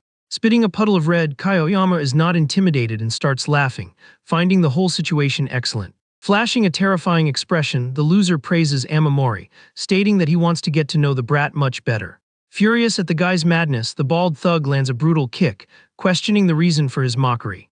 Watching the punishment up close, the henchman Ishida lights a cigarette, keeping his posture completely calm. Sitting on top of the boxes, he admits that the brat's victory was indeed a massive surprise. Blowing out smoke, the henchman tells the bald guy to keep watching the rookie's every move. The strategist wants to find out if the outcome of that yard fight was just a huge coincidence. Clenching his fists, Ishida assumes a threatening stance, wanting to prove if the boy really stopped being a pathetic loser. Resuming the training, Shin announces he will add the teaching of a superior fighting style and how to fall correctly. Swallowing hard, the rookie raises his guard and braces for the worst in the middle of the empty room. In an explosive move, the master charges, closing the distance between them in the blink of an eye. Giving no time to react, the fighter unleashes a heavy and blazing fast punch at the student. Seeing the impact coming, Amamori clenches his jaw and tenses his body's muscles, trying to protect himself. The blow lands squarely on the boy's abdomen, throwing him backward from the brutality of the strike. Taking advantage of the action, the trainer tells him to flex his core to protect his internal organs. Right after, Shin grabs the brat's neck, stating that breath control is also fundamental. Squeezing his throat, the master tells the boy to find out how many seconds he can last without choking. The rookie thrashes a bit, feeling the despair of not being able to breathe. In his thoughts, he notes that the lack of oxygen makes time slow down and numbs the senses. Loosening his grip, the fighter explains that the body locks up the exact moment it starts breathing again, being the best opening to attack. Catching his breath, the boy asks how he should act if he is the target of the attack in this situation. Very directly, Shin tells him to control his own heartbeat to stabilize his breathing along with it. To wrap up the lesson, the master declares that mental strength is the only path to mastering the body and becoming the strongest. Starting another heavy training session, Shin demonstrates body mechanics to land an effective strike. Pointing to his own chest, the fighter explains the exact location of the ribs to focus the attacks. He guides the boy to memorize a skeletal diagram so he won't throw blind punches during a fight. The master details how to pin the opponent and use a knee to a vital spot to deal even more damage. Trying to apply the technique, Amamori kicks the heavy bag but hears that he is missing the focus on his legs. At that, the rookie adjusts his stance and delivers another strong kick, earning praise to repeat the movement. Demanding more agility, the trainer requires the boy to use both legs in an extremely effective way. With a violent impact, the brat hits the black target with all the strength he managed to build up. Totally exhausted and sweating heavily, he maintains a steady gaze full of determination to keep going. Satisfied with the result, the fighter thanks him for the effort and says his performance was excellent. Wrapping his hands, Shin assesses that the student now has the capacity to fight on his own from here on out. He advises that choosing the first opponent is crucial and suggests taking down his own cell leader. In an intimidating tone, the master tells the boy to turn into the wild hound that everyone fears. Suddenly, the loudspeaker echoes through the reformatory, announcing that free time has just come to an end. Following orders, Amamori walks down the dark hallway back to his living quarters. Before leaving, the trainer gives him free rein to choose the location and method of the fight, reminding him that failing is part of the process. Walking down the halls, the boy thinks carefully about whether to fight in a secluded duel or in front of everyone. As soon as he enters the cell, he is greeted by the group leader with a smirk loaded with mockery. The thug comments ironically that the rookie came back a lot earlier than expected. Seeing the guy lying on his bed, Amamori questions the nerve and hears that it is just a temporary loan. At that moment, one of the henchmen gets up annoyed, cursing at the brat for no reason at all. Without warning, the prisoner throws a filthy piece of clothing toward the boy. The dirty, wet fabric drops heavily on the floor, spreading stains across the floorboards. Totally humiliated, the rookie feels the smelly piece hit him right in the face. Finding the situation hilarious, the cell leader lets out a muffled laugh in the corner. The henchman bursts out laughing, mocking the exaggerated reactions that newcomers always have. Trying to downplay it, the boss says he only used the rag to wipe his hands and tells him to stop the drama. Washing the filth in the cell sink, the boy just listens as they say everyone there needs to cooperate to live well. Grabbing the brat from behind, the aggressor whispers that this is a very small price for his protection. Behind his lenses, Amamori's gaze turns dark, taken over by an uncontrollable fear. The thug claims to be much nicer than the wing boss, but immediately eats an elbow to the face. With the sudden impact, the aggressor is shoved violently backward, away from the victim. Bleeding from his mouth, the leader steps back annoyed, demanding to know what the kid is trying to do. Taking advantage of the opening, the boy charges, throwing a lightning-fast punch at the opponent. The strike hits the target squarely, making the thug lose his balance and almost fall. Wiping the red off his face, the boss admits the rookie is much better than he imagined. Flashing a confident smile, the leader warns that now he will have to fight the brat for real. With a quick burst, the aggressor runs toward Amamori ready for a brutal payback. The marginal throws a very heavy punch, but the boy manages to block it by crossing his arms. Feeling the absurd strength, the rookie notices his hands went numb from just one blow. Winding up a new attack, the leader asks how the brat thinks he managed to reach the top of the cell. Stringing together another hit, the aggressor guarantees he hates sucking up to others and would never be there if he were useless. Consumed by fury, the boss launches a monstrous strike, warning that the rookie will meet the same tragic end as Tamiya. Hearing that his friend has been gone for a long time, the boy dodges, slipping swiftly under the attack. The cowardly mention makes Amamori explode with rage, landing a brutal punch to the thug's stomach while telling him to shut his mouth.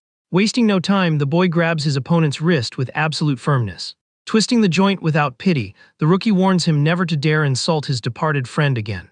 Unbearable pain hits the thug, who lets out an agonized scream as his arm bone cracks. Totally blinded by rage and humiliated, the leader swears he will finish the brat off no matter the cost. Watching from afar, the henchmen get confused by their boss's weakness and are ordered to shut up. The aggressor attempts a desperate attack, but Amamori dodges with maximum ease, stepping to the side. With the enemy totally exposed, the boy's hand reaches out to grab the thug's leg. Using the speed gained in training, he attacks directly the side of the opponent's knee.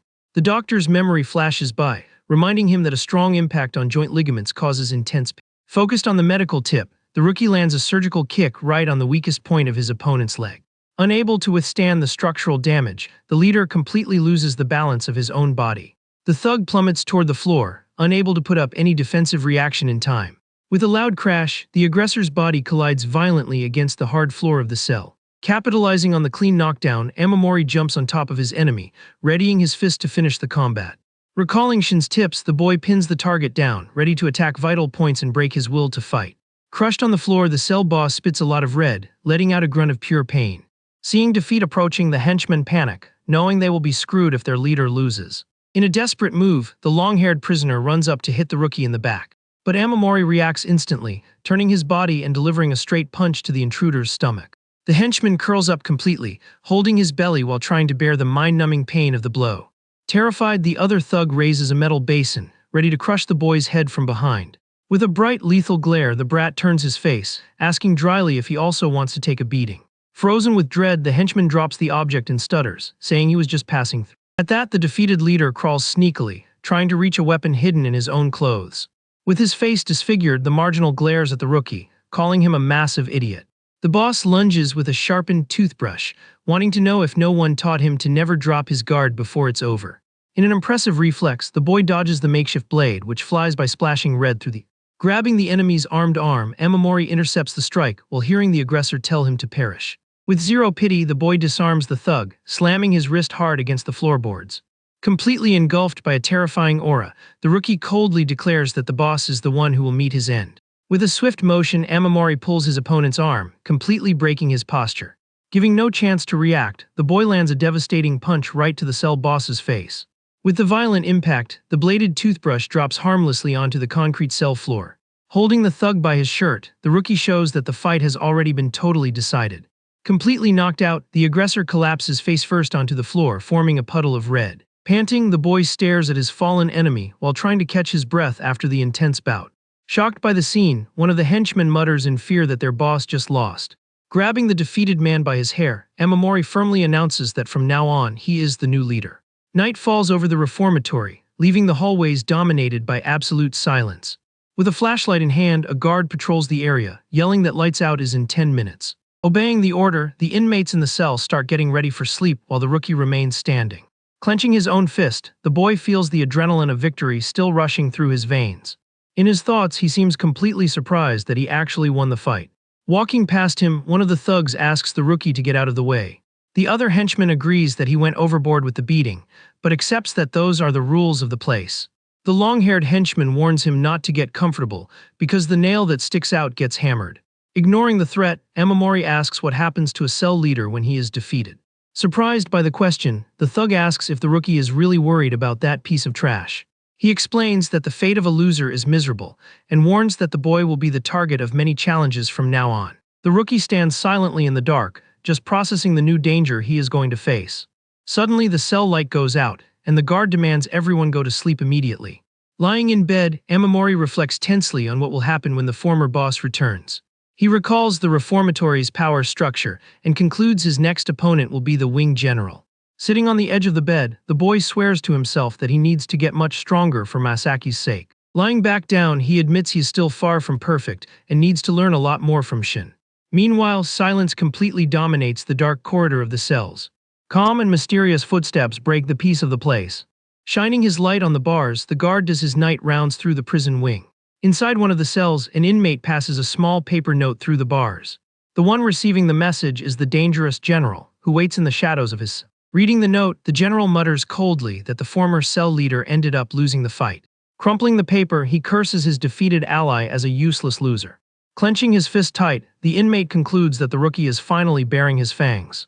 The news spreads fast, reaching all the way to the depths of the South District of the reformatory. A loud laugh echoes while someone reads a book casually. The South Wing leader finds the gossip funny and admits that Amamori did much better than expected. Lying on the cell floor, one of the henchmen bets that Kanemoto must be dying of rage over this. Soon, the intel also hits the restricted area of the West District. In an empty locker room, a lone figure processes the new developments in the prison. The West Wing boss expresses satisfaction upon confirming that the brat really won the bout. Meanwhile, the main hallway of the East District remains completely empty. An officer approaches and knocks on the bars, getting the attention of the person inside. The guard reports to Boss Narus that the boy with glasses managed to defeat the cell leader. Pausing his reading, the man calmly asks if anyone got seriously hurt in the commotion. The officer confirms that the rookie came out unharmed, but the former boss is badly bruised. Thanking him for the info, Narus dismisses the guard and wishes him a good night. Walking over to the window, the East leader watches the full moon, reflecting on the news. With a serious stance, he mentally concludes that the whole situation just got very complicated. The day breaks and the prison's outer yard welcomes the sunlight through the clouds again.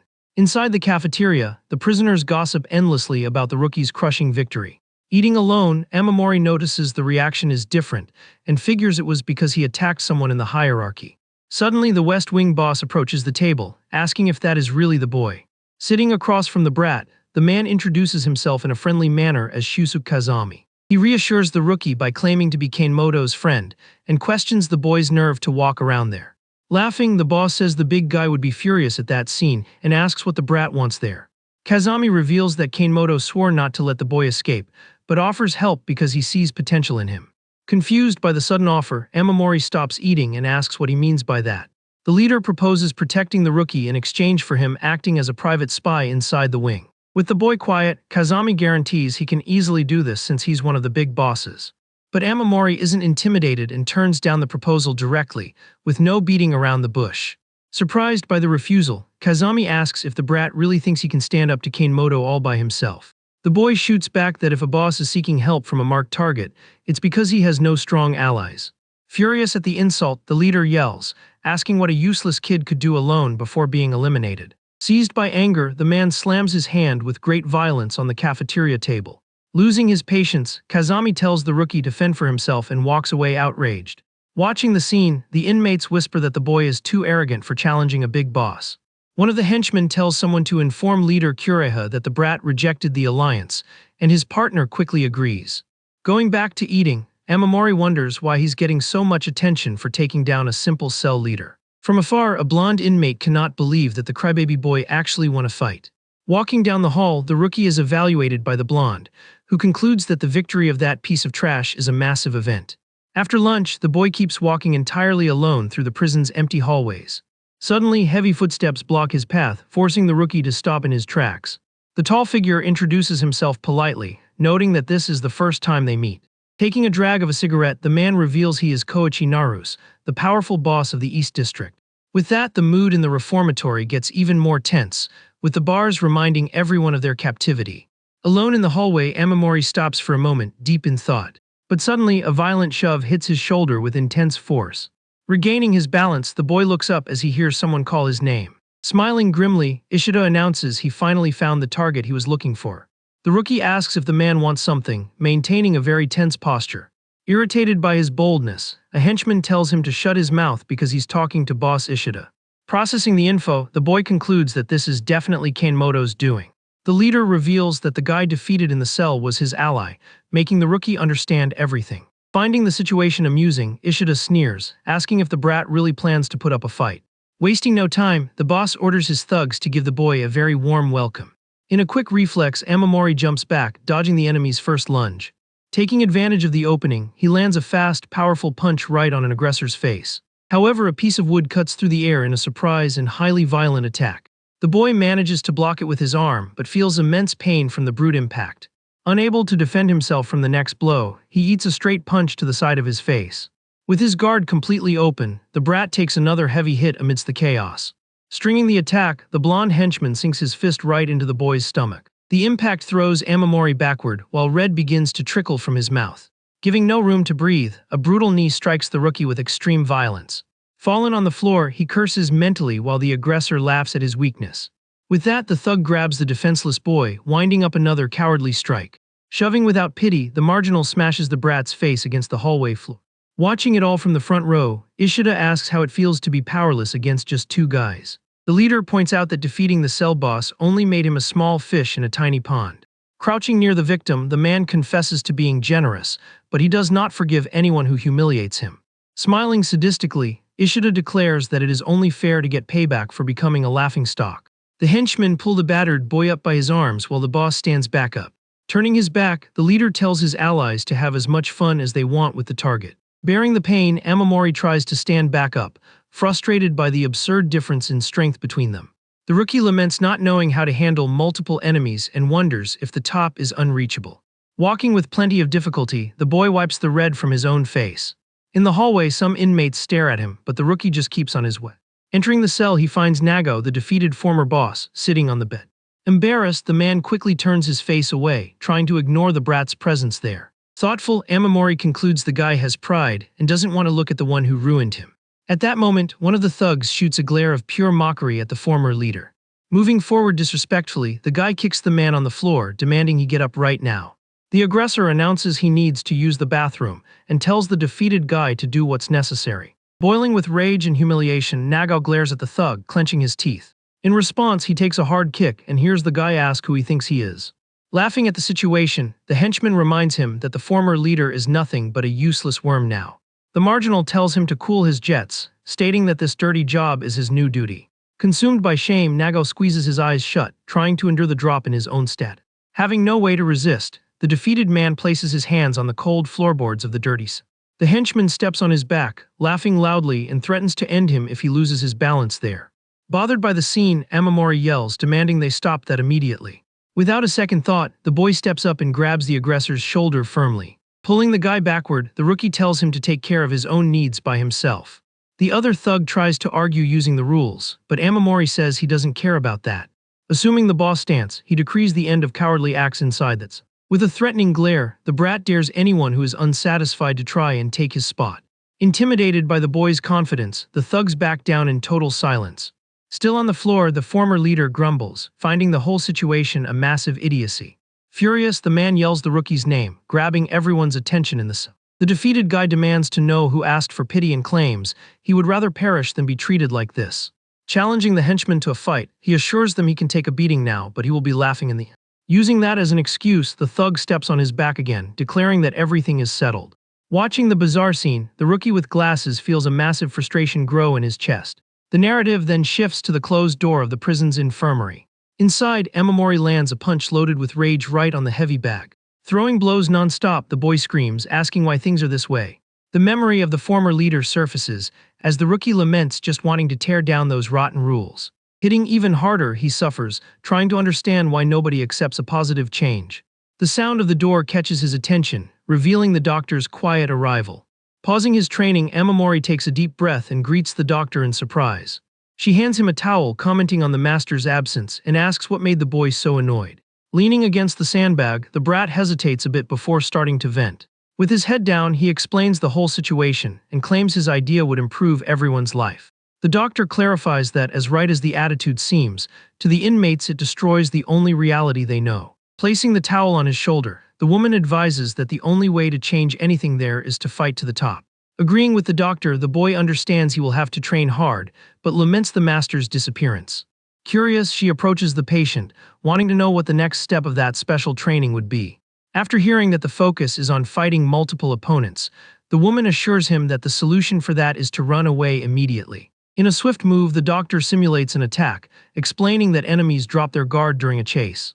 Understanding the perfect strategy, Amamori concludes in shock that this is the moment to finish it all with a single vital strike. The morning light streams through the barred window of the infirmary, illuminating the whole place. Utterly impressed by the demonstration, Amamori notices the doctor's absurd speed. Putting on his uniform shirt, he hears the woman remind him she had already warned him about this before.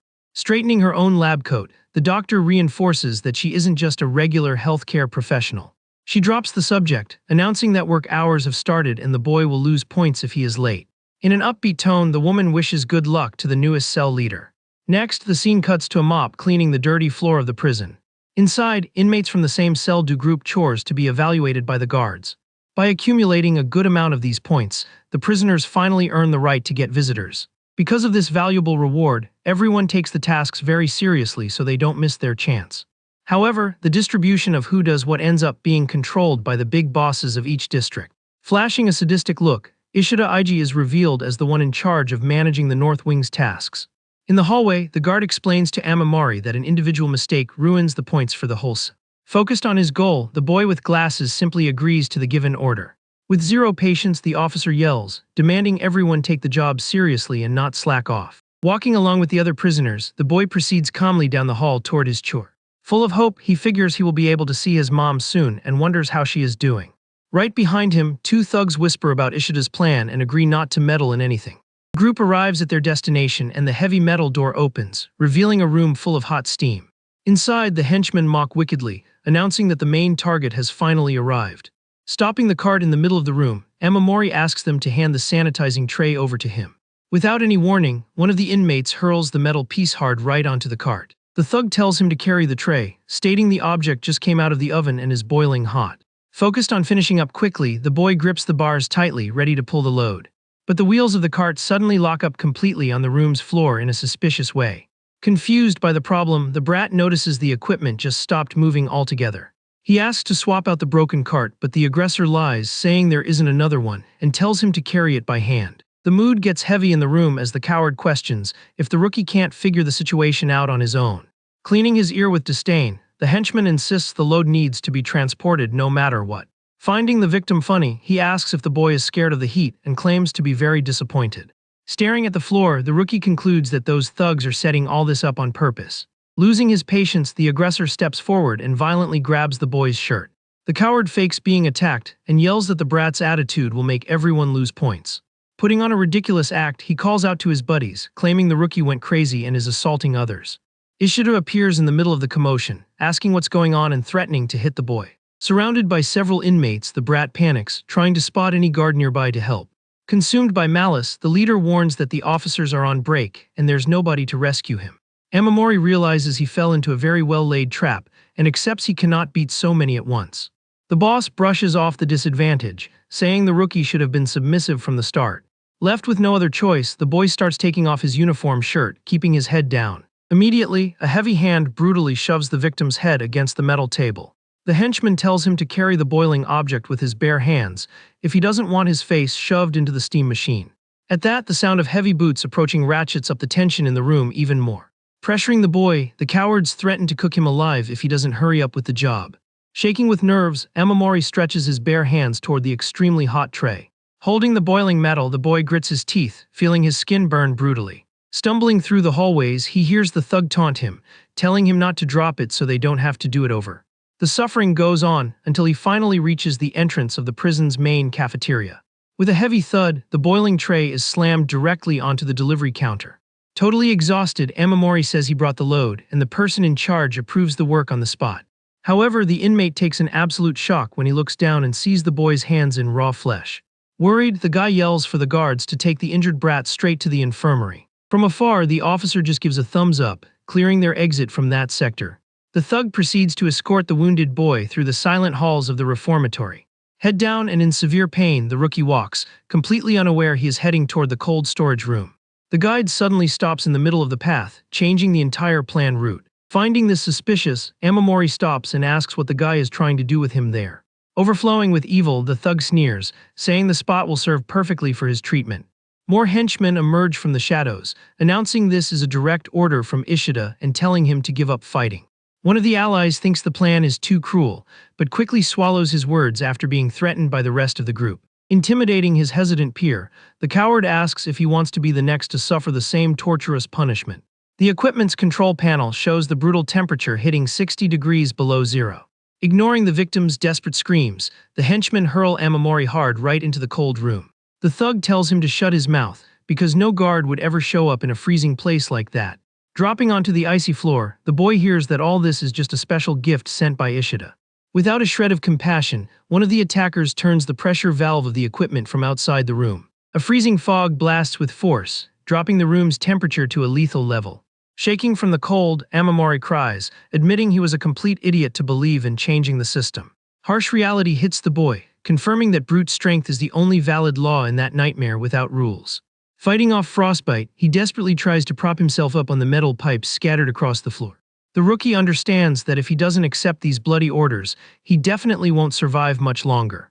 Letting out a scream of agony, he rips his hand stuck to the pipe, tearing his own skin without any pity. Boiling with hate amidst the fog, the boy asks himself how they still expect him to keep enduring this. Staring at his exposed flesh, he accepts to follow the dangerous plan no matter how desperate his current situation is. Driven by pure survival instinct, Amamori gets up, screaming with all his might that he will resist until the very end. Red drops slowly, staining the cold floor of the reformatory. Backing away panting, Amamori tries to catch his breath after taking down yet another attacker. Boiling with hate, the blonde henchman charges, screaming that now he's going to crush the rookie for good. As the group rushes him, the boy remembers the doctor's valuable advice. In his memory, the doctor guarantees that the solution for being outnumbered is to simply run away. Exploiting the chase, the brat lands a punch, remembering that the enemy lowers their guard. Focused on the counterattack, he knows this is the exact moment to strike a vital point. With extreme precision, Amamori finishes the fight with a brutal blow to the opponent's face. Suddenly, the heavy footsteps of a guard interrupt the commotion in the hall. The officer stares at the mess and yells, demanding to know what on earth is going on there. Having zero patience, the cop tells everyone to stop the fighting and get back to work already. In a threatening tone, he warns he'll deduct points from everyone if he hears another sound. Frustrated by the interruption, the aggressors curse the situation, totally outraged. Glaring at the victim, the group leader swears he won't go easy next time. Turning their backs, the thugs finally leave, and the hallway goes back to being empty. Completely exhausted, the boy sighs in relief that he was saved by the guard's arrival. In his thoughts, he figures Ishida uses the chore as an excuse to torture him. Staring at his own hand stained with red, he wonders what the next trap will be. The rookie's mind brings up the memory of the moment he got a tempting offer. Kazami promised full protection if the brat agreed to ally with his district. Head down and confused, the boy with glasses asks himself which path he should take now. The scene shifts to secret training, where Shin demands he raise his leg higher. Trying to execute the kick, the rookie loses his balance and falls flat on his face on the floor. Noticing his student is distracted, the fighter walks over, wanting to know what's going on. Still lying on the room's floor, Amamori just apologizes for messing up the exercise. In his mind, the image of the empty visitor log brings an enormous weight of frustration. He remembers begging the guard to see his mom and being told he didn't have enough points. The officer had promised that good behavior would bring a visit very soon. Sweating cold, the boy asks if he lost his visit because he's weak, and the master agrees right away. Being very blunt, Shin states that his student's pathetic state is painful even to watch. Despite the lecture, the trainer guarantees that the brat carries a very powerful weapon. The master explains that his unshakable willpower loses to absolutely no one. Simulating a quick punch, Shin says he isn't the strongest, but that grit makes him dangerous. With a tap on his shoulder, the fighter tries to pass a little confidence to his student. Turning his back, he promises that all this hard effort will pay off in the future. Hope fills the boy's chest as he imagines that soon he will be able to see his own mother again. Taken over by motivation, Amamori clenches his bandaged fist, feeling his determination come back. Standing up firmly, he accepts that the only way to solve everything is by getting stronger. Wasting no more time, the rookie calls out to his trainer to continue the exercise session. Assuming his fighting stance, the boy focuses on the goal of reaching the top of the reformatory. At that, the scene cuts to a metal door being violently yanked open. A burly, bald inmate storms into the hallway, cursing Ishida's dirty tricks. Filled with envy, he complains that the big wing boss is also enjoying this situation. The aggressor's heavy steps echo as he walks toward the cold storage room. Inside, Amamori faces the big guy's arrival, remembering the rule to analyze the situation. Angered by the humiliation, the bald thug decides to beat someone up to blow off steam. Walking down the cold hallway, he grumbles that brute strength is still the absolute power around there. Stopping face to face with the rookie, the aggressor evaluates his next victim with disgust. With a fake smile, he taunts him, asking if the new cell leader is having fun. Instead of backing away, Amamori shoots a cold, piercing glare right into the big guy's face. The boy's unwavering posture annoys the thug, who raises his fist, losing his patience. Boiling with hate over the brat's boldness, the aggressor hesitates, remembering he can't end him. But upon hearing the rookie threaten to tell Ishida, the bald guy explodes and lands a punch on him. Totally out of control, the big guy yells he's going to prove he is far superior to his rival. With his face turned by the impact, Amamori cracks a small smile, showing his confidence. Relentlessly, the aggressor throws his entire body weight into a devastating attack. The boy blocks it with his arms, but feels the monstrous force pushing his body. Dodging the following strike, the rookie understands that just staying on the defensive will be his end.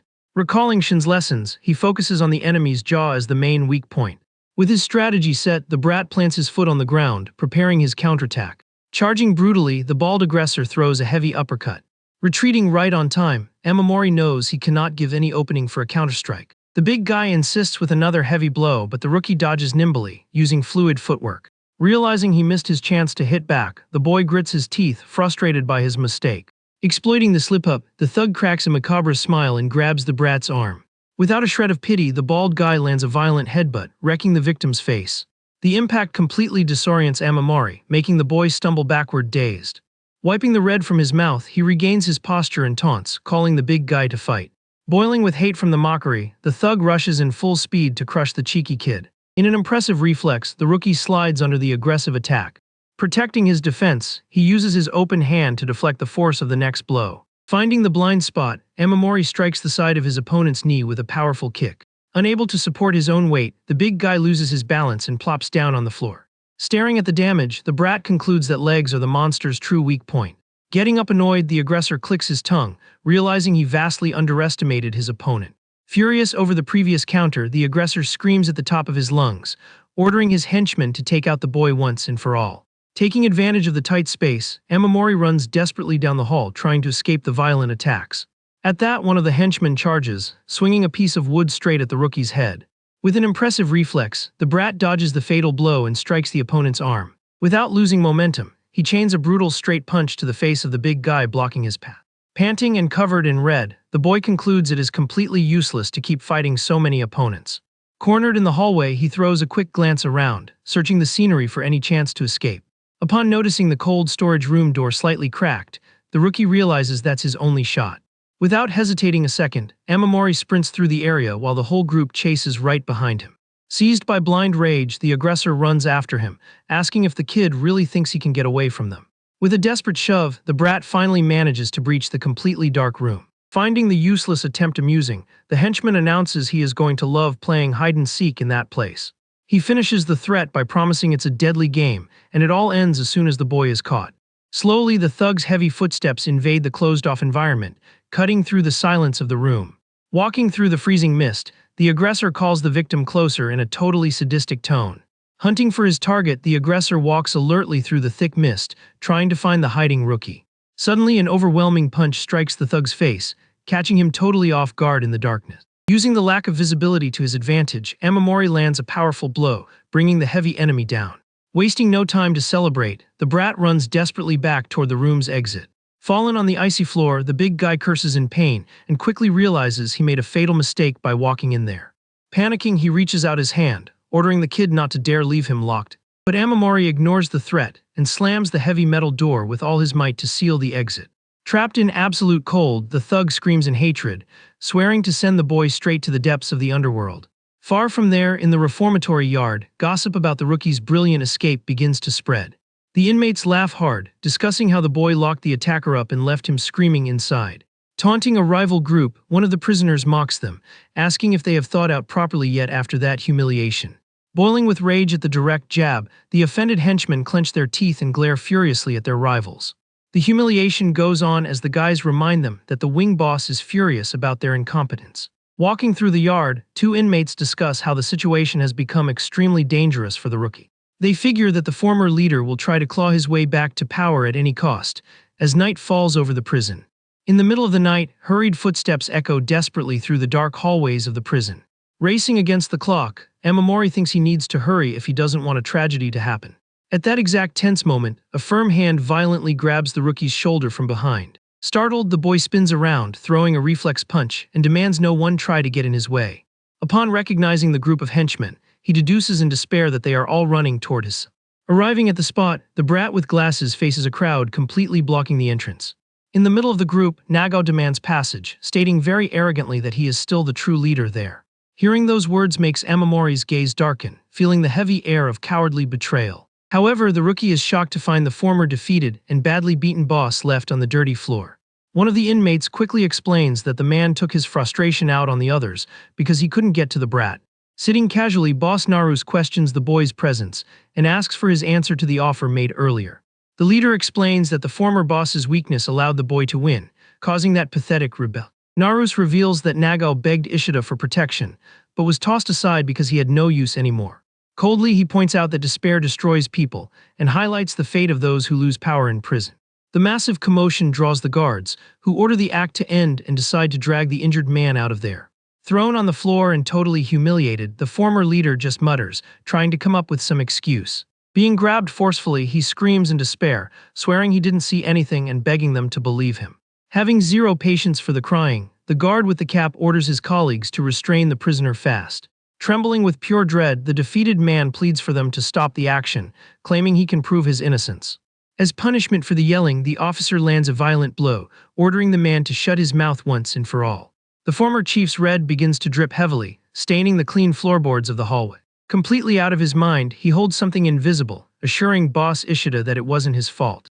Noticing the inmate's madness, the police officer calls for the hospital, stating that the man is already ruined.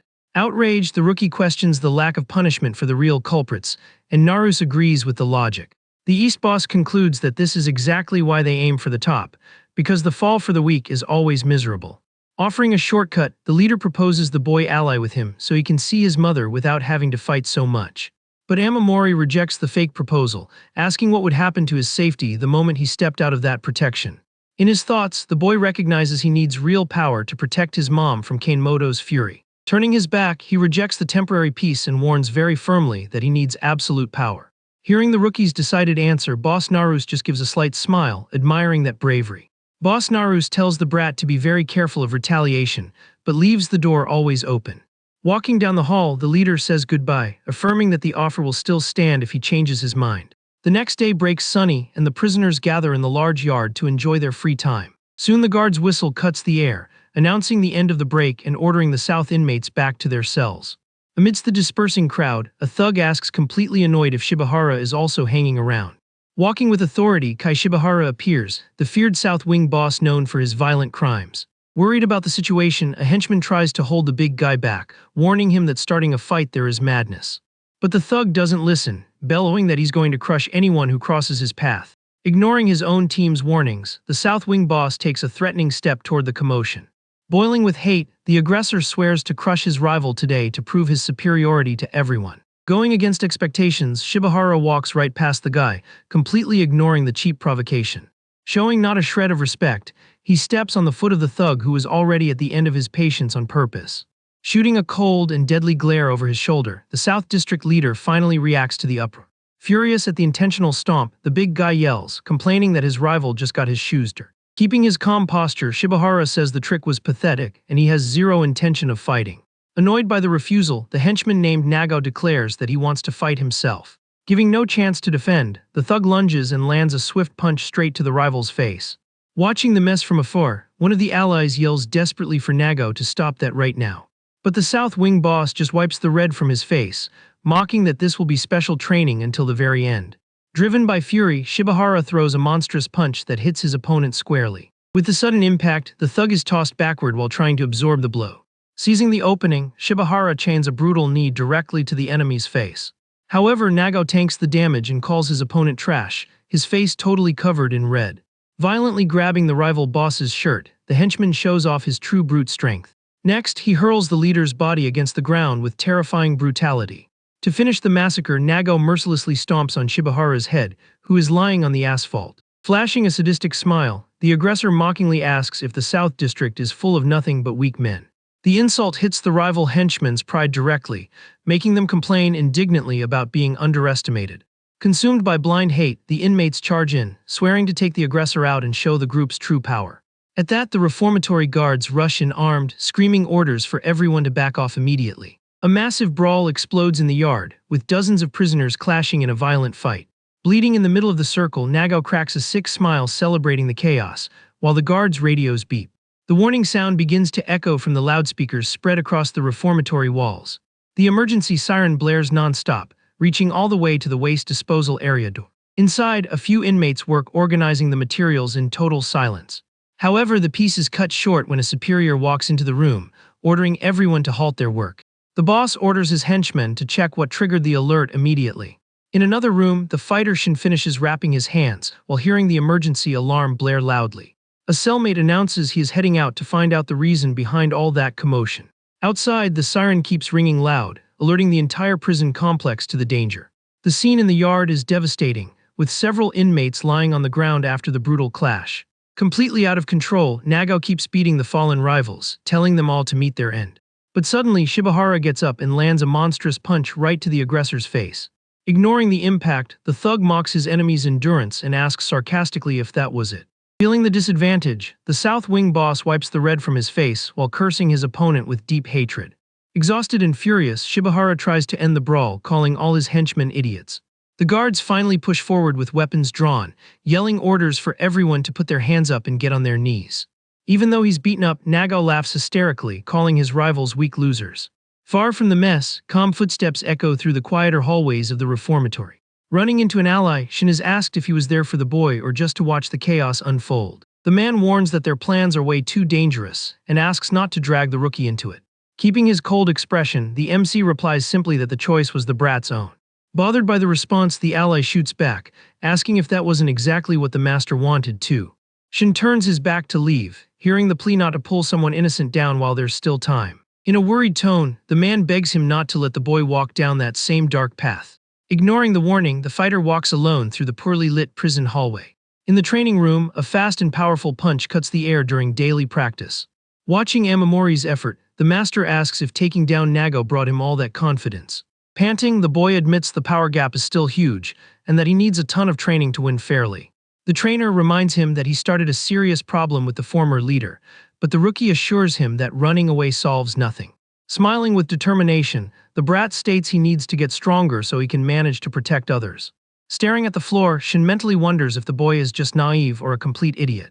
The master decides to focus the training specifically on defeating Nagao and tells his student to prepare himself very well. Announcing that training starts the next day, the fighter leaves while Amamori agrees excitedly. The scene cuts to the cold, dark door of the reformatory's dreaded solitary confinement. Inside, the aggressor takes a brutal knee from a guard as punishment for the chaos caused in the yard. Adjusting his cap, the police officer scolds Kanemoto, warning him that his leadership over the henchmen has been terrible lately. In a serious warning tone, the officer reminds the boss that new problems will bring severe consequences for everyone. Handcuffed to the wall, Nagao curses the guards, complaining indignantly about being the only one punished. The police officer loses his patience with the yelling and demands the prisoner shut his mouth right away. Consumed by anger, the thug lowers his head, grinding his teeth in the dark of the cell. The guard remarks coldly that if he were in the boss's shoes, he'd make sure that piece of trash didn't cause any more trouble. Getting close to Kanemoto's face, the officer suggests with a dark tone that eliminating the henchman would be the best solution. Turning his back to leave, the police officer orders the leader to formally apologize to Kureha. With a dry thud, the heavy solitary door closes, leaving the criminals in the dark once again. In the silence of the cell, the boss calls the defeated henchman's name in an extremely threatening tone. Cracking his knuckles, Kanemoto warns with a killer glare that his subordinate is in need of some re-education. During the night in the South District, Kureha reflects that Kanemoto will never forgive Nagao's failure after all this. With a smirk, the wing leader concludes that Nagao was an idiot for losing his head so easily. Resting his face on his hands, Kureha celebrates that the plan worked, since the rival's best bodyguard will be eliminated. Clenching his fist with excitement, he decrees that this is exactly the golden chance they have been waiting for. Back in solitary, the henchman falls to his knees on the floor, panting in fear and pain. Desperate, Nagao screams that he only acted to protect the district's reputation, and blames his allies for being weak. Having absolutely no patience, the North Wing boss lands a brutal kick to his face, demanding he shut his mouth. Smashing his subordinate's head, Kanemoto rages that now he will have to humiliate himself before Kureha because of him. The leader stares at the henchman's sprawled body, stating with disgust that he is already totally sick of his presence. At that moment, a firm hand touches the boss's shoulder to try and calm the tempers in the dark cell. The strategist Ishida steps in, alerting the leader that taking out the former cell boss would only bring more trouble for the group. He offers to apologize in Kanemoto's place, keeping the boss from having to bow down to his rival. Flashing a Machiavellian smile, Ishida asks his ally to rest easy, as he already has an excellent idea in mind. Talking with Kanemoto, Ishida points out that it is better to avoid making any kind of scene so they don't attract attention. With a cynical smile, the strategist acknowledges that keeping Nagao under control is a very hard task. The big guy just listens to the explanation, maintaining a closed and very thoughtful expression. Ishida proposes letting the rookie gain even more strength, and then setting him up to fight the ex-leader. Smiling perversely, the henchman suggests that the ideal scenario would be for the two of them to take each other out in a brawl. Kanemoto likes the idea, planning to ignore everything and treat the situation just as a personal beef between them. The day dawns peacefully, lighting up the facade of the reformatory buildings under a clear sky. In the infirmary, Shin points to a diagram, explaining that brute strength is Nagao's biggest weapon. Looking at the drawing, the rookie understands he's going to need a lot of speed and observation to have any chance of winning. Reviewing past clashes, the master details that paying attention to all of the big guy's movements is essential. The fighter states it's crucial to analyze the opponent's posture, even when he's just walking. In a flashback, Nagao is shown eating compulsively, proving that any detail can be the key to victory. Focused on the explanation, Amamori sweats cold, trying to process the information to find the perfect opening. Demonstrating it practically, the master stomps extremely hard on a heavy block in the room to simulate the target's weight. Near the anatomy dummy, the doctor explains that the enemy's physical build puts too much strain on his lungs, preventing very long fights. Simulating combat, the fighter charges, saying the first step is to tire the big guy out by moving around a lot. With an agile block, he tells the rookie to taunt the enemy, because blind rage always creates the best openings. Beside the study dummy, the doctor adds that the aggressor's excessive weight hurts his ability to make sudden changes in direction. Shin lands a low sweep kick, agreeing that the enemy's base is definitely his most vulnerable spot. Watching the moves, the woman asserts that this focused strategy also guarantees a sure. Suddenly, the master throws heavy punches, ordering the boy to learn how to take defensive hits. With a brutal blow, the trainer warns that passing out during the fight would make all the effort useless. Totally panting, the brat drops to his knees on the floor, trying to catch his breath after the intense beating. Glaring at his tired student, Shin just sighs, hoping he manages to get back up soon to keep going. To help the boy out, the doctor encourages him, stating that stopping Shin's attacks guarantees victory against Nagao. Satisfied with the rapid progress, the fighter praises his growth and reminds him that the rival's confinement is the ideal chance.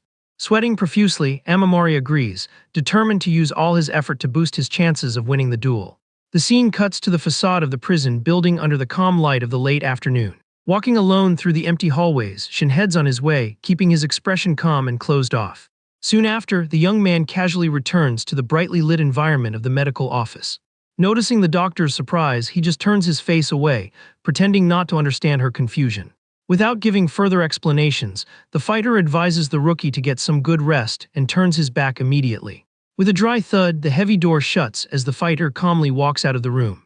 Out in the hallway, Shin judges that keeping the photo is the best choice so as not to shake the boy's heart with feelings. But the doctor follows him and asks if that attitude didn't go against the very investigation he had requested earlier. Keeping a serious gaze, he defends that unnecessary emotions would only get in the way of the rookie's fight against someone so strong. The doctor strongly disagrees, accusing the young man of being selfish for trying to force the boy down the same lonely path.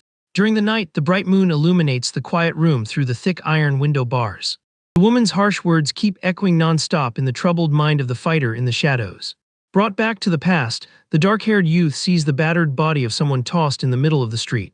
The pain of that tragic memory makes the child shrink back frightened in the shadows of the empty alley. Crying desperately, the boy pounds on a metal door as frustration consumes his chest. With tears rolling down his face, the kid begs in tears, wanting to know how to attain absolute strength. At that, a man in a suit guarantees he will make him unbeatable, but warns he will be separated from his family. Accepting the cruel deal, the young Shin takes the stranger's hand, heading toward an uncertain fate. Walking through the old streets, the memory teaches that feelings always prevent the true growth of strength. Gripping his master's hand, the youth silently accepts all the conditions to become an invincible weapon. Back in the present, the fighter raises his head, reflecting on the weight of his choices and the selfishness of his actions. The scene shifts to the tidy shelves of the prison's small storage room. Breaking the silence, Shin walks up and places a mysterious piece of paper directly into Amamori's hands. Confused by the unexpected delivery, the boy stares at the envelope, wanting to know what it is. The fighter reveals he asked a contact to check on his family's situation, and confirms that everyone is doing very well.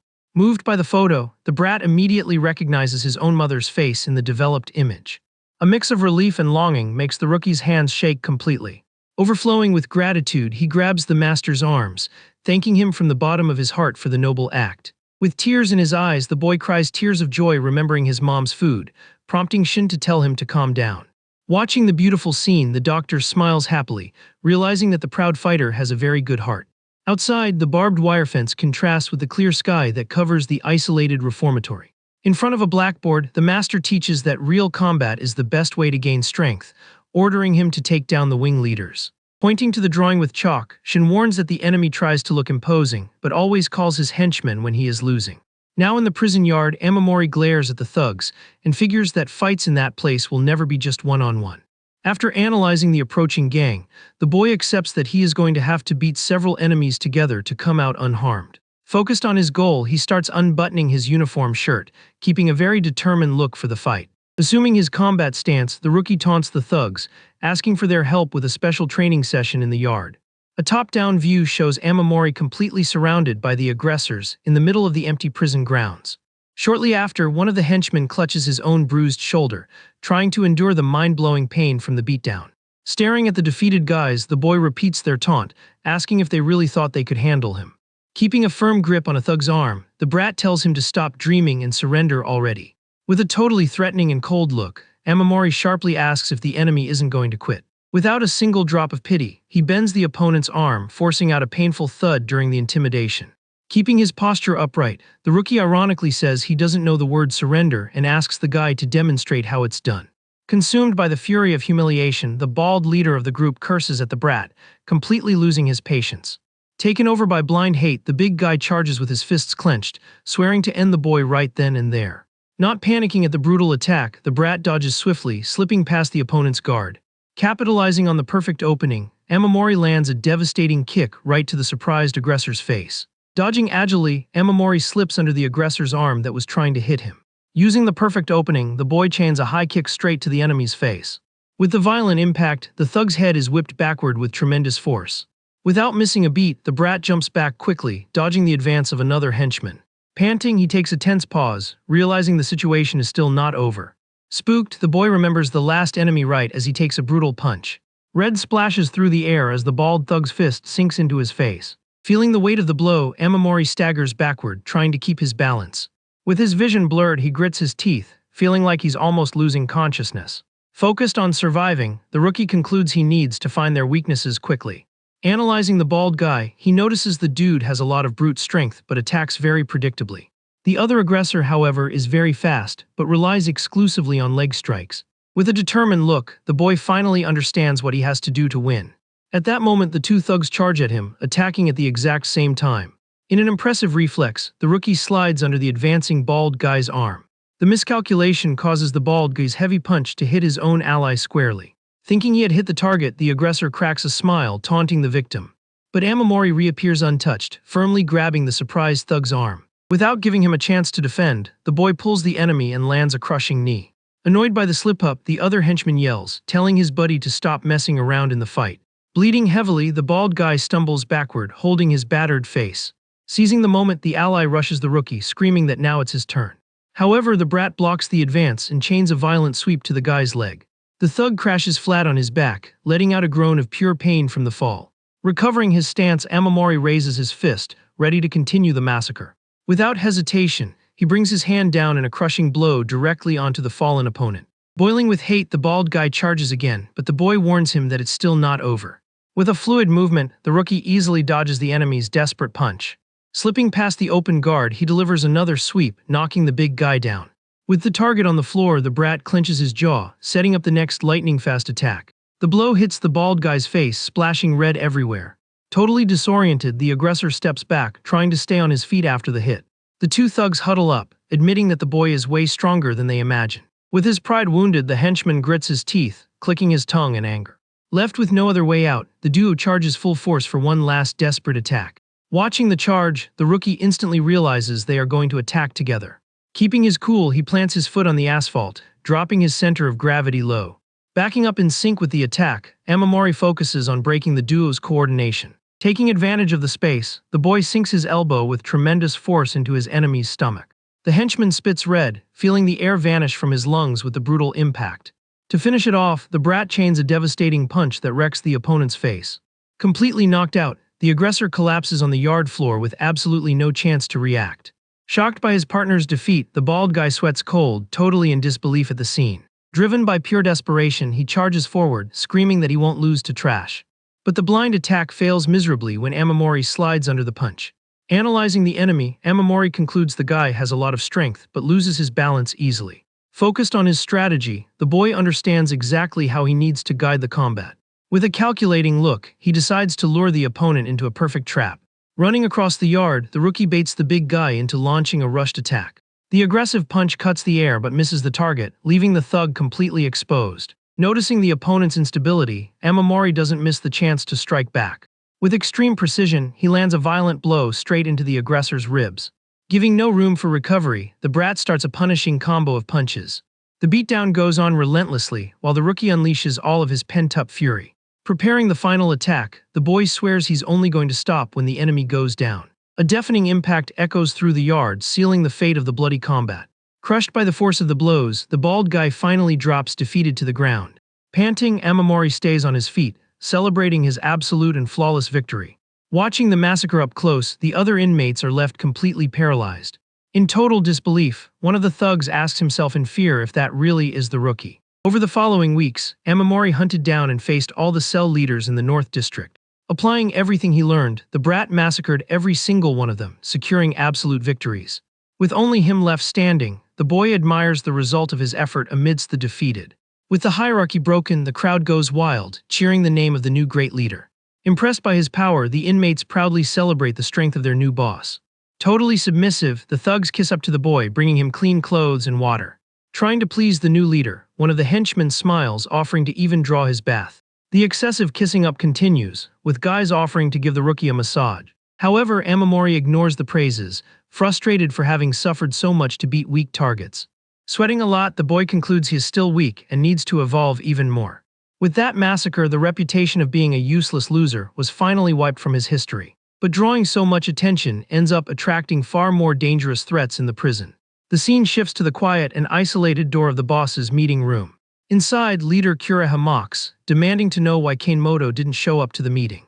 Laughing hard, Kureha figures that Kanemoto is dying of shame over the humiliating defeat of his subordinate, Naga. Kureha agrees, stating that the rival must be scratching his head trying to understand Amamori's sudden growth. The leader kicks back in his chair, figuring that the boy is going to be highly sought after if he really took down the big guy. Acting very relaxed, he throws his legs up on the table, showing he is absolutely loving the situation. Changing the subject, Kureha mentions completely seriously that they have a shipment to send out today and that it needs to rain. The ally looks out the window, reporting that there isn't the slightest sign of a storm out there. Wasting no time, he states they need to get moving to fix this. Soon after, a heavy storm finally starts pouring over the prison buildings. Inside the facilities, guards with flashlights patrol the dark hallways of the prison. The patrol goes all the way to the isolated area of the sewage treatment plant. Inside, one of the officers asks about the merchandise count and hears that the volume is 12% higher than planned. Amazed by the result, the guard praises their ability to produce so much material even amidst all that chaos. Kanemoto appears in the room, telling them to stick to the usual plan but quickly interrupts his own speech. At that, the officer hands a mysterious package directly toward the North Wing boss. Other henchmen keep carrying and stacking the heavy boxes in the corner of the room. With the work in full swing, the group keeps walking through the warehouse discussing the operation. The police officer warns the boss not to let his guard down, revealing they are going to change the shipping method this time. Handing over the package, he tells Kanemoto to stash the excess so it can be shipped by boat later. Confused, the big guy holds the material and asks if this job wasn't leader Kureha's responsibility. The officer explains that the warden covered up recent incidents, threatening Kanemoto if he tries to repay the favor with hostility. Keeping up the pressure, the guard guarantees he will reward the boss very well if he just works hard and keeps quiet. He wraps up the chat by reassuring the leader, stating that Nagao's actions won't fall on his shoulders. In another corner of the reformatory, a heavy step lands firmly on the floor of the dark hallway. Finally released from solitary, Naga walks quickly, claiming he is dying to cause some trouble. Right at the exit, a henchman greets the aggressor with a smile, asking if he needs anything. With a wicked smile, the newly released man asks for the heads of Ishida and Katsumata as a reward. The henchman laughs, thinking it's a joke, while the group walks to meet leader Kanemode. Glaring at his subordinate, the big guy dryly notes that he finally got out of isolation. Bowing in respect, Nagao apologizes for the trouble caused and hears the boss tell him to be very careful. Outraged, the thug lifts his face, asking if they are just going to leave the rookie with glasses alone. Turning his face away, Kanemoto promises to give the henchman a chance to get revenge on the brat. The North Wing boss finishes by saying he has a job that only the defeated big guy can handle. Meanwhile, in the infirmary, Shin lets out a loud sneeze, interrupting his own bandaging. The doctor rubs the fighter's arm and tells him not to catch a cold at such an important time. Finding the situation funny, the young man calmly deduces that it must be Nagao talking trash about him. The woman warns that the henchman has already been let out, and that, knowing Kanemoto, a heavy fight is totally unavoidable. Worried about where things are heading, she stares at the patient, wanting to know if he has come up with any plan yet. In the fighter's mind, Ishida's image pops up, confirming that the strategist is very cunning and dangerous. Based on that, Shin concludes that the best strategy is to attack first, so they don't get caught off guard. The doctor changes the subject, sharing that the rookie's former cell leader took his own life and management covered it up. The fighter looks over his shoulder, questioning if the prison acted to cover Kanemoto's back. Agreeing with the theory, the doctor guesses that the boss will soon completely toss Nagao aside. She argues that the big guy is dead weight for having already taken out 2 people in a very short span. Consumed by rage, the young man swears he will crush Kanemoto along with him if he tries to protect that criminal. Flashing a terrifying smile, Shin shows he is quite excited about the possibility of a massacre. Watching his dangerous excitement, the doctor just sighs in relief, glad to see the patient motivated again. Maintaining a professional stance, the doctor advises the fighter not to overdo it and to focus on fighting in the best possible condition. The young man listens to the warning calmly, acknowledging that the situation has already reached a very critical point. Putting on his uniform shirt, he states that any slip-up right now could be fatal for all of them. Walking hurriedly down the hall, the master decides he has no time to lose and is going to train Amamori to his absolute limit. Glaring at the boy, the trainer gives off a dark aura, demanding his student show all of his determination. Assuming his combat stance, Shin readies for the training, praising the brat's focused posture. Immediately, the rookie's feet move with great speed across the floor of the training room. In the living quarters, Nagao is surprised when he receives a mysterious piece of paper handed over by his cellmates. The messenger stutters in terror, claiming the situation in the note is very terrible. Finding the other guy's nervousness funny, Ishida smiles, guessing right away that the paper is a challenge letter. The strategist's mocking smile turns into an extremely calculating and cold look. Turning his face, he warns the big guy that the enemies are heavily underestimating their power. Boiling with absolute hate, Nagao crumples the challenge, feeling humiliated by the audacity of that useless trash. The news of the clash blows up in the cafeteria, making all the prisoners argue about the imminent fight. Excited about the event, the inmates spread the gossip, wanting to know who will walk away victorious from the deadly combat. One of the thugs yells that the outcome is obvious, since the rookie has no chance against the big guy's strength. His buddy agrees, arguing that the boy evolved but is still weak, and soon calls everyone to place their bets. The betting clipboard goes around the tables, with most betting that the result is already totally set in stone. Hyped up, an inmate slaps the counter, stating that only a complete lunatic would put money on the brat with glasses. Suddenly, a heavy hand grabs the bettor's head, demanding to know what he is talking about. It is the former cell leader's ally, who tells the guy to shut his mouth and not disrespect Amamori. The bettor takes a hit but shoots back, yelling that the entire prison knows the rookie is going to be massacred in the yard. Totally outraged by the disrespect, the ally defends his own boss's honor with a lot of rage. At that exact moment, Amamori himself walks into the cafeteria with a calm and confident posture. Showing total loyalty, the ally slams a bag full of bets on the table and puts it all on the rookie's victory. Night finally falls over the reformatory, bringing the long-awaited free time in the yard.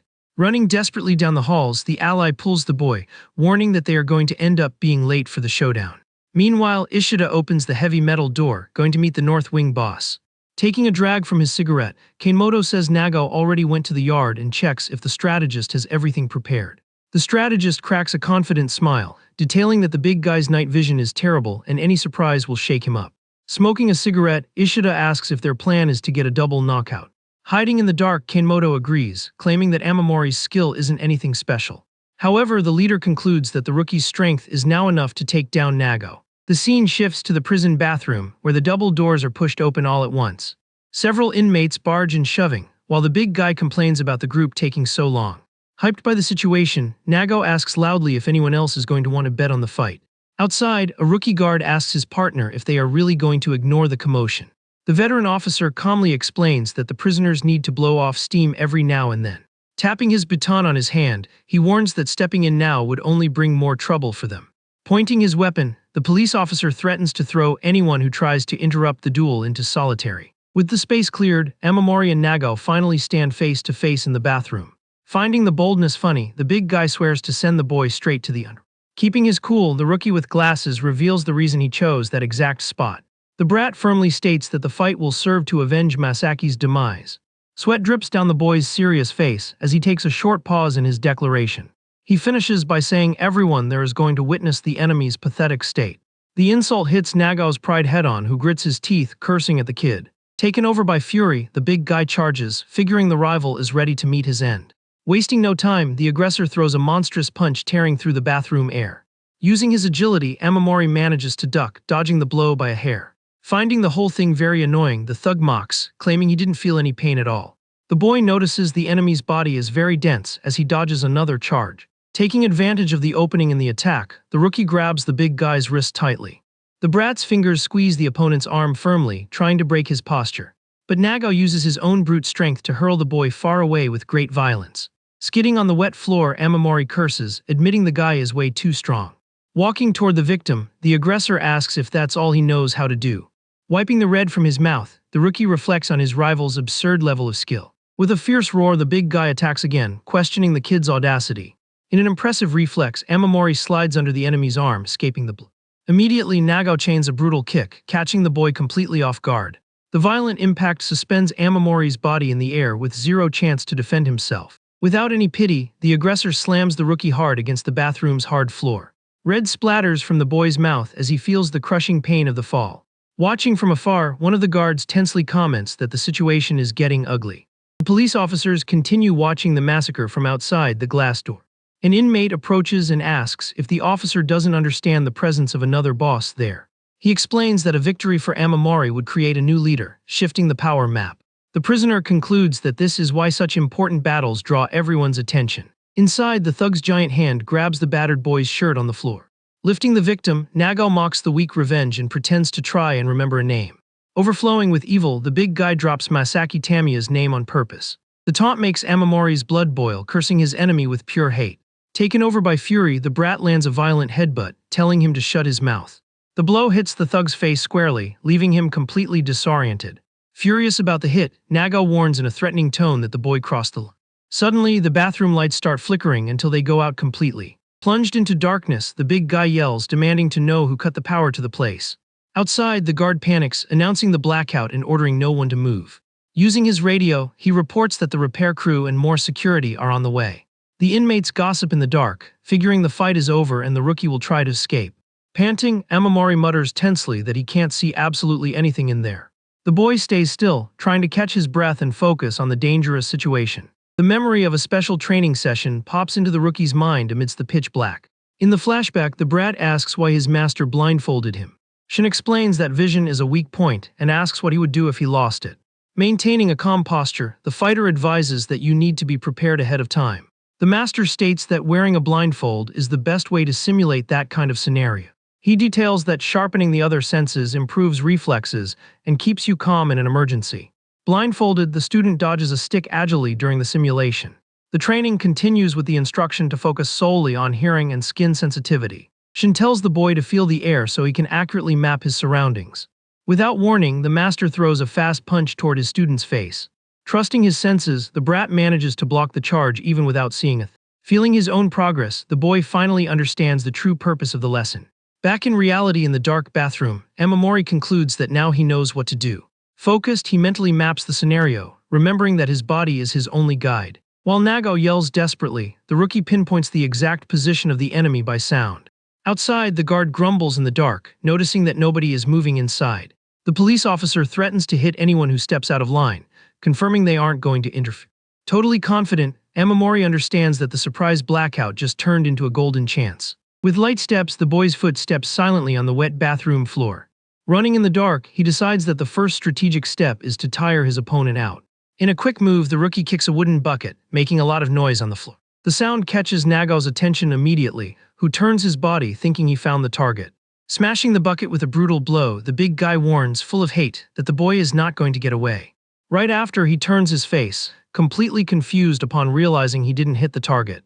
Taking advantage of the distraction, Amamori emerges from the shadows and lands a solid punch to the back of his opponent's neck. Feeling the impact, the thug holds his neck, cursing the brat for using dirty tricks.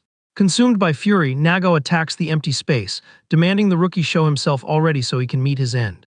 In the dark, Amamori notices that the enemy's breathing is getting heavier and more irregular. Analyzing the situation, the boy concludes that the intense effort will make it hard for him to breathe during the fight. Meanwhile, the aggressor stays standing in the middle of the bathroom, gasping for air with a lot of difficulty. Putting the plan into action, the rookie taps his fingers lightly on the wall to create a new noise. Hearing the sound, the big guy charges forward, unleashing a monstrous punch in the direction of the noise. But he only hits the air, cursing in frustration for having missed yet again. Hidden in the dark, the boy with glasses keeps absolute focus on his next move. Without missing a beat, the brat kicks a mop that slides noisily across the wet floor. The sound draws the enemy right away, making Nagao blindly attack the object on the floor. At that, the rookie reaches out his bandaged hand and turns the shower knob, turning the water on full blast. Hit by the cold water, the big guy curses at the brat, completely disoriented. Boiling with hate, the aggressor asks if he is being made to look like an idiot and swears he will never forgive the boy. Outside, the crowd listens to the racket, with one guy demanding a fair fight while another points out the boss is falling back. One of the prisoners calls his buddies idiots, asking how the rookie could win in the dark and wanting to change his bet. Returning to the combat, Amamori rushes in as he realizes the enemy's exhaustion has created the perfect opening.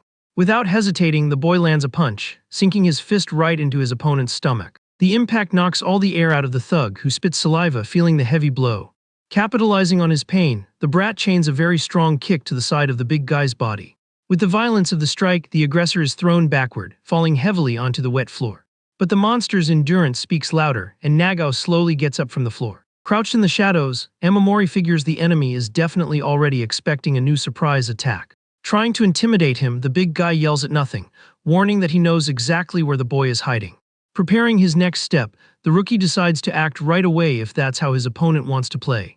With that, the thug charges, running full speed at the brat's silhouette in the dark. The monstrous punch cuts the air, but the boy manages to quickly dodge the frontal attack. The strike grazes by, revealing the rookie's incredible agility when dodging. Slipping right past the open guard, Amamori moves to the big guy's side. With his fist clenched, he prepares to strike back, perfectly remembering his training with the master. In his memory, Shin appears, asking what the most effective spot would be to focus the blow. Realizing the dangerous approach, Nagao lets out a murmur, caught entirely by surprise. The memory continues with the trainer pointing to the third rib as the primary target. Back in reality, the boy sinks his fist in a devastating blow exactly at the indicated spot. The impact is so absurd that the force breaks three of the big guy's ribs all at once. Unable to endure the structural damage, the thug spits out a massive amount of red from his mouth. Stepping back with style, the brat slides across the wet floor, assuming a defensive posturing. Suddenly, the bathroom lights finally turn back on, startling the crowd outside. One of the inmates points desperately inside, telling everyone to look at the scene. Through the glass door, the group is left in shock seeing the big guy stretched out in a puddle of red. Panting, Amamori remains standing in the middle of the lit bathroom after the intense battle. Even the prison guard sweats cold, asking himself if he isn't hallucinating. The crowd keeps staring at the fallen body, struggling to believe that the big guy actually lost. Completely in shock, one of the thugs yells that the rookie's victory is an impossible thing to happen. The other inmates are left with their jaws on the floor, paralyzed by the absurd turnaround in the combat. Smiling widely, the ally celebrates that he is going to be rich from his bet, rubbing it in the faces of the rivals who doubted him. Doing his job, the guard declares the end of the commotion and orders everyone to return to their cells immediately. The officer turns to Amamori, advising that the boy should also leave and put an end to the matter. But the kid refuses the order, glaring at the enemy with a dark look and warning that it is not over yet. Confirming the suspicion, the big guy's heavy hand rests on the wet floor, trembling with rage. With a grim smile on his battered face, Nagao mutters that he will not forgive the kid. Displaying a demonic aura, the aggressor stands up, swearing to tear the boy apart once and for all. The crowd freezes seeing the guy standing, muttering in fear that he is an indestructible monster. Stumbling heavily, the thug gets into an attack stance even though he is completely battered. In a cowardly act, the big guy shouts the names of two allies to join the brawl. Amamori watches the scene as the enemy curses at his own partners, demanding quick backup. Immediately, two goons run toward the restroom, announcing they are on their way. Rushing to help their boss, one of the goons feels a hand firmly grab his shoulder. Annoyed by the interruption, the guy turns around, cursing and asking what the person thinks they are doing. But the thug's courage vanishes instantly when he comes face to face with the mysterious fighter's dark glare. Staring down the goon, Shin unleashes a terrifying aura, asking where he thinks he is going. The crowd gossips about Shin and Narus's arrival, wondering if the rookie is really that amazing. Smoking calmly, the East boss jokes, asking if there is still time to place a bet on the board. Seeing his rival's back up, the big guy concludes that this is why the kid was acting so arrogantly. Clenching his fist, Nagao decides he's going to settle the situation right there in front of everyone. Consumed by fury, the thug charges at the kid, swearing he will finish him off without mercy. Keeping his focus, Amamori prepares to receive the enemy's final desperate charge. Completely exhausted, the boy admits he is out of energy and needs to end this with a single strike. With heavy steps, the battered monster approaches swiftly for the definitive attack. Nagao throws a monstrous punch, but the rookie manages to dodge, passing right by the aggressor's arm. In a survival reflex, the kid's hand firmly grabs a metal pipe from the plumbing. Using the structure for support, Amamori pushes off to dodge as the punch hits the wall with full force. Advancing fiercely, Nagao grips a metal pipe and swears that today is the day the kid is going to fall. Consumed by hatred, the big guy swings the improvised weapon down with all his might, telling the boy to meet his end. With a quick reflex, Amamori manages to dodge at the very last second, letting the pipe strike the wet floor. The rookie concludes that a single hit would be game over, and that keeping his distance is useless against the enemy's reach. With no other option, the kid with glasses decides to risk it all and get as close as possible to the aggressor. Taking advantage of the opening, the kid swiftly steps in, slipping under the brute's guard. With that, he lands a straight punch to the opponent's abdomen, making the big guy lose his balance. However, the strike seems to have no effect, and the thug merely shoots him a glare filled with pure rage. In a horizontal sweep, the monster swings the pipe, mocking the kid for thinking he could win with just that. Watching from afar, Katsumata comments that the guy is trying to win with brute force, but Shin quickly disagrees. Completely focused, Amamori ducks quickly, escaping the devastating swing that slices through the... Frustrated by the perfect dodge, Nagao clenches his jaw, annoyed that he cannot hit his target. Giving the enemy no time to recover, the rookie follows up with a brutal uppercut right to his chin. With the force of the impact, the thug's massive body is thrown heavily against the floor. Fallen on the ground, the big guy pants heavily, trying to find the strength to keep fighting. Gripping the metal pipe tightly, the aggressor refuses to accept defeat. Blinded by fury, Nagao raises the weapon, yelling and demanding that the trash just stay on the ground and perish. The strike comes down, tearing through the air, but Amamori smoothly slides under the desperate attack. The rookie's eyes lock onto the perfect target as he readies his fist for the final counterattack. With extreme precision, the kid sinks his hand in a devastating blow straight to the big guy's chest. The impact destroys the thug's stance, and he collapses heavily onto the ground, coughing up a lot of red. To secure the victory, the boy follows up with a brutal punch, crushing the fallen enemy's face. Outside, the guards and prisoners watch the end of the beatdown in complete silence and shock. Completely out of breath, the rookie stays on his feet, staring at the opponent's laid-out body. With a dark and terrifying aura, the kid tells the monster to repent for everyone he has hurt. Seething with hatred, Amamori coldly decrees that the aggressor should rot in the abyss. Completely disfigured and covered in red, Nagao loses consciousness for good after the thrashing. The intense brawl finally ends with the rookie taking a deep breath next to the defeated giant. The crowd at the door remains paralyzed, unable to believe the kid's overwhelming victory. But the extreme exhaustion takes its toll, and the boy stumbles forward, almost losing his balance. Lacking the strength to stay standing, Amamori plummets toward the floor as Shin rushes to catch him. In a swift move, the master catches the student's battered body, preventing him from falling flat on his face. Showing a relieved expression, the boy mutters that he managed to win and asks if the trainer saw everything. Returning a friendly look, the fighter praises the kid, stating that he was simply magnificent. Left in a puddle of red, the defeated monster serves as proof of the beatdown that just took place. Carried by his master, Amamori is crowned the big winner under the crowd's shocked gazes. The narrative shifts to the meeting room, where a tense goon serves a drink for Boss Kane Mode. Observing the scene, another inmate whispers that the mood is not usually this heavy. Finding it amusing, Kureho explains that the big guy has been a bit grumpy because of recent events. Trying to hide the tension, the North Wing leader apologizes, claiming he did not mean to scare anyone. Maintaining fake friendliness, the boss justifies that he is just very concerned about everyone's well-being. The South leader laughs at the lame excuse, ironically saying the rival did not need to worry so much about them.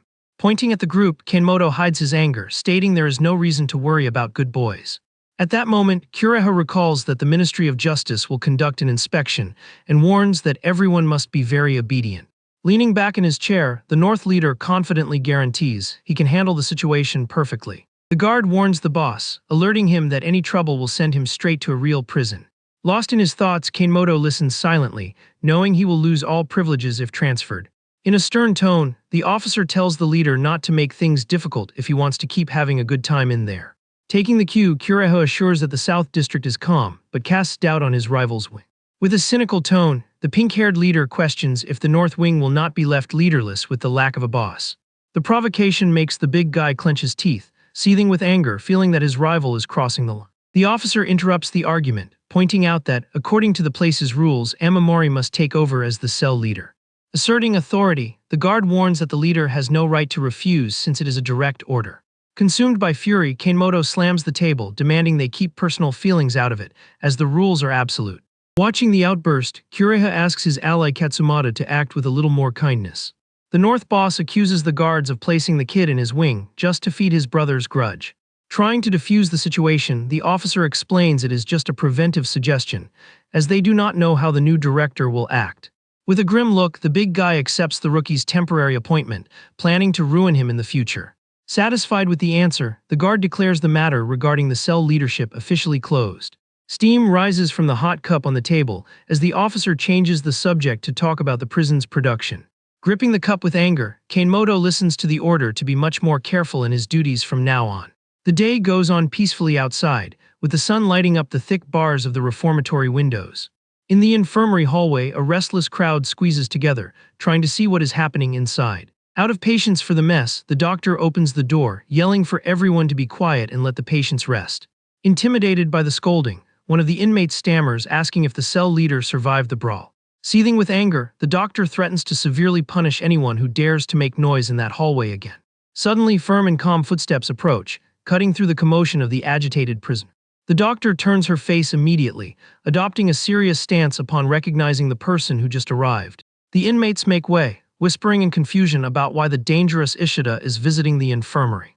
Stopping in front of the doctor, the strategist cynically announces he received direct orders to see Amamori. Protecting her patient, the woman denies entry, saying the boy is sleeping, and tells the man to wait outside. But Ishida ignores the hostility and announces that the rookie will take Nagao's place as the new North Wing boss. The absurd news drops like a bomb, leaving the group of thugs completely paralyzed and in shock. Soon, the silence gives way to an explosion of joy, with the inmates celebrating that the kid actually became the boss.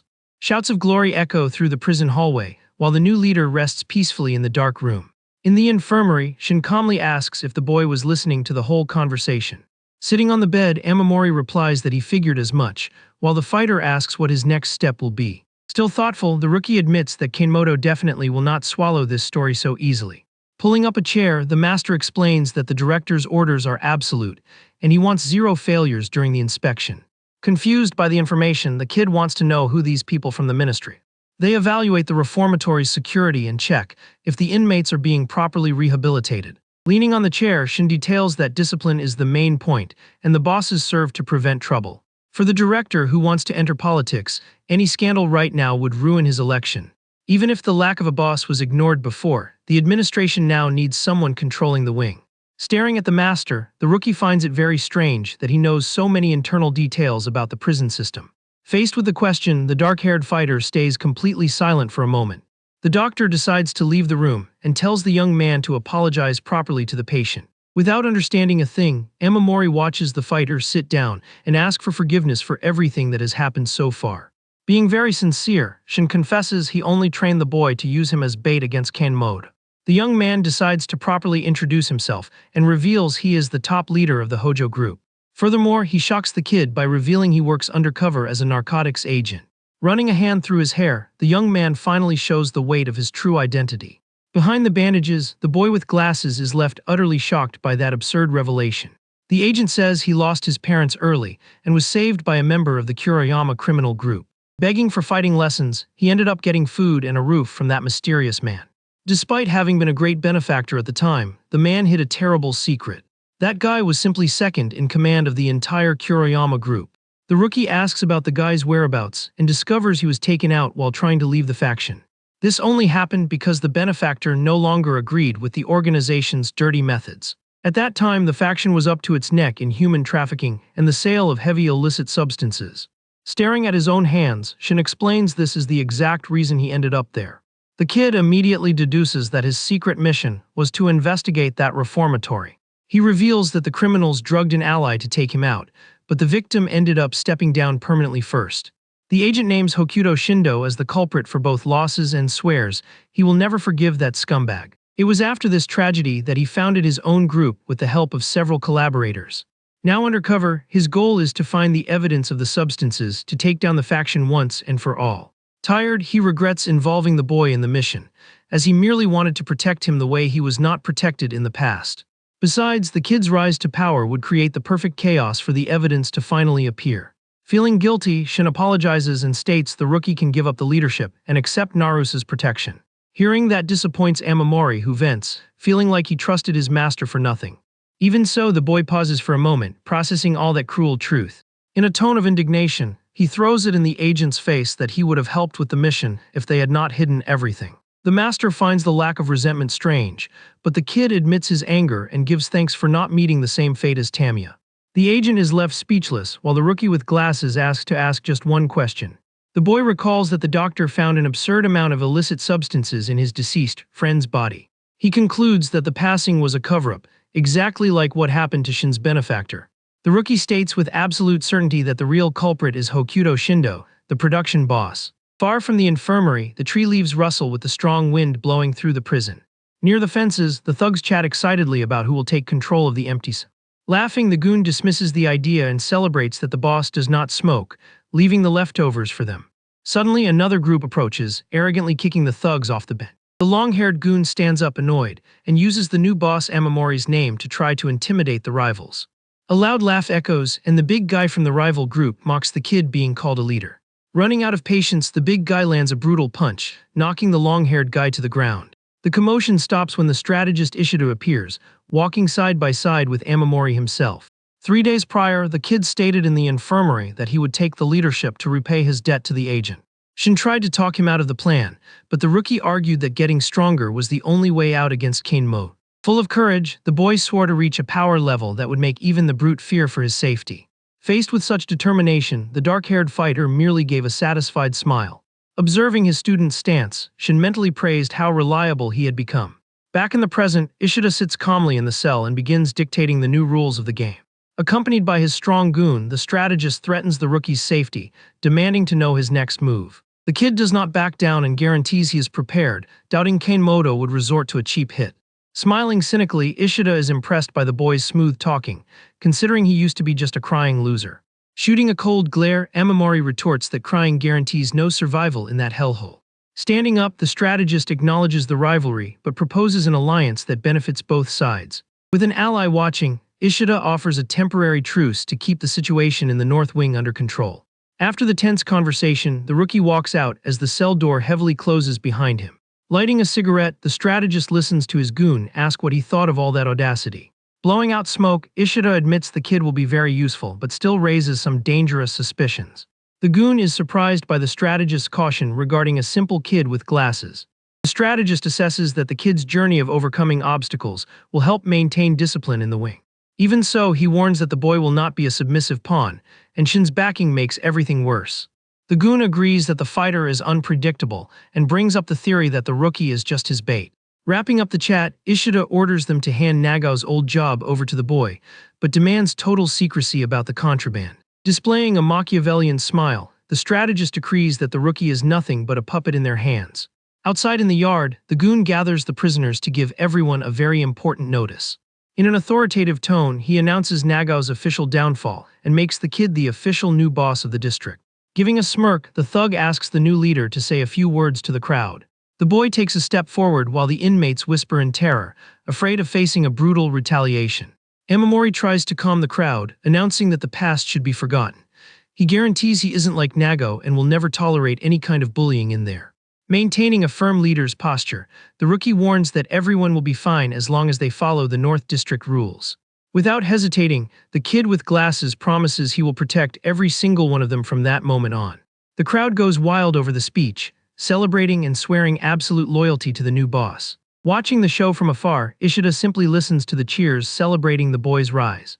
Far from the party, a glass cup is violently shattered on the floor while someone curses the news. Completely outraged, the school bully questions how a weakling like that managed to become boss. Sitting on the couch, Kanemoto warns that the place is not a playground, and they are in a very critical period. Seething with anger, the younger brother cashes in on the promise to make the boy's life a living nightmare, accusing Kanemoto of being selfish. The big guy snaps back, reminding him that their mother went through a lot of trouble to get Amamori locked up there. He warns that an attack right now would ruin them both. Asking for patience, the North Wing boss guarantees he would never abandon his little brother, and tells him to just endure the situation for now. Flashing a threatening look, Kanemoto warns that their mother might end up abandoning the kid if he disrespects him like that again. Trembling with terror at the threat, the bully backs down and mutters that he will solve the problem with his own hands. Consumed by pure hatred, the aggressor swears that even without laying a finger on the rookie, he will do whatever he wants to the people the boy loves. The scene cuts to the closed door of the reformatory's visiting room in a very silent atmosphere. In the hallway, the guard warns that the kid will go straight to solitary if he raises his voice or causes trouble during the visit. Very happy, Amamori mentally gives thanks for the leader privilege and can hardly wait to finally see his own mother again. Before the boy walks too far away, the officer calls his attention down the hall once more. Checking the clipboard in his hands, the cop informs him that the location for this visit will be a different place. Without understanding a thing, the rookie simply obeys and starts following the guard along the indicated path. The hurried footsteps stop right in front of the metal sign pointing to the private visiting room. Opening the door to the reserved area, the officer tells the prisoner to enter immediately. With a huge smile on his face, the boy with glasses enters the room, calling out to his mom with a lot of excitement. Entering the environment, he apologizes for being late, thinking the woman was already waiting for him. Meanwhile, outside the prison, a woman runs desperately toward the main gate. Standing at the guardhouse, the cop recognizes the breathless visitor and shows he does not have much patience for her. Very tired, Amamori's mother begs for a chance to see her son, apologizing for being late. Looking at the registry clipboard, the guard asks the woman to wait outside for just a moment. Carefully analyzing the papers, the officer ends up noticing something quite strange on the list. The cop announces that someone else has already gone in to visit the boy, and the rules only allow one guest at a time. With nothing to be done, the guard tells her to come back another day, leaving the woman in total despair. Clinging to the fence, she cries, begging for an exception, but the cop stands firm, enforcing the facility's regulations. With a heavy heart, the mother asks him to at least reveal the name of whoever is in there with the boy. Recalling the log, the officer scratches his chin while trying to find the information on the paper. The cop reveals that the mysterious visitor identified himself as the prisoner's best friend. Back in the private room, the rookie's smile vanishes instantly when he realizes who is sitting on the other side of the glass. A dark figure wearing a hood waits in complete silence inside the reinforced glass booth. The mood in the visiting room gets extremely tense as the boy slowly approaches the partition. Breaking the heavy silence, the visitor raises a hand and taps lightly on the glass to get his attention. The kid's gaze darkens immediately, getting a terrible feeling about this surprise visit. Gulping hard, Amamori grabs the booth's phone to finally find out what the intruder wants. On the other side, Kanemoto's younger brother cracks a sick smile, calling the boy his favorite toy. With a tone full of mockery and malice, the bully pronounces his victim's name, savoring the moment. Bringing back memories from the past, the aggressor confesses he always felt very special since he was a kid. He explains he came from an incredibly rich and powerful family, guaranteeing that any mistake of his would be instantly forgiven. The impunity allowed him to assault whoever he wanted without ever facing any kind of consequence in life. The bully recalls that people kept their heads down out of simple fear of going up against his family's empire. With his future secured, he believed he could keep doing whatever he wanted without hearing any complaints. That perfect life made the aggressor feel like a true untouchable god walking among humans. However, the illusion of power completely crumbled the day an idiot had the guts to fight back against the attack. Not even all the money in the world could fix the damage, and the doctor confirmed his face would never return to normal. Isolated in the hospital room, the bully had to accept that the plastic surgery would leave monstrous scars forever. Missing his own nose, he hid from the world, dying of shame from the dirty looks on the city streets. Locked in his own dark room, the aggressor watched his bright future completely disappear. Totally disfigured and consumed by absolute hatred, he accepted that his life was over right there. Staring at the booth's glass, the bully places all the blame for his misery on the rookie's shoulders.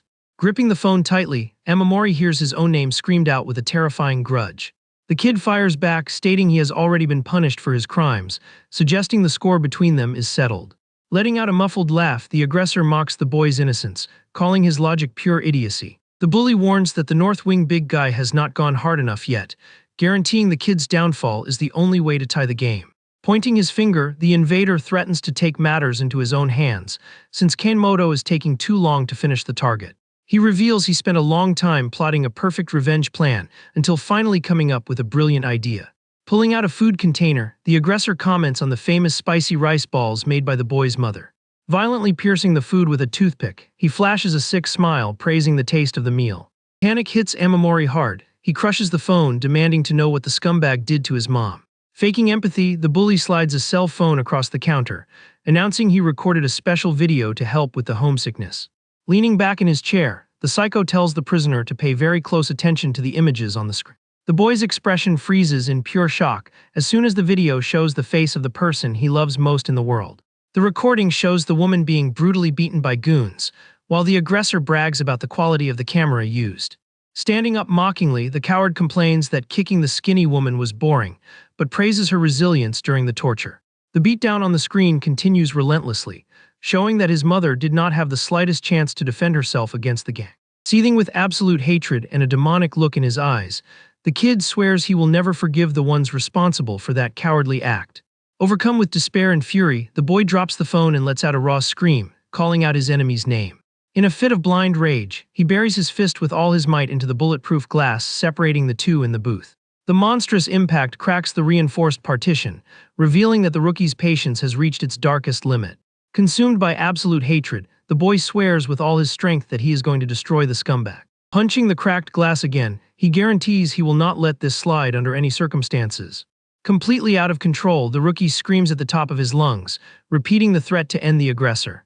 Frantically beating on the booth, the kid demands the coward only mess with him, since his mom has nothing to do. Immediately, a guard grabs the boy from behind, ordering him to stop the scene if he does not want to be punished. But Amamori ignores the officer and keeps calling the invader a coward, demanding a fair face-to-face fight. Losing his patience with the mess, the cop pulls the prisoner more violently and yells that is enough. Driven by blind fury, the kid lands a brutal elbow strike right to the guard's face. With the absurd force of the impact, the officer is thrown back, landing heavily on the room's floor. Seeing the damage, another cop panics and calls for immediate backup on the radio to contain the situation.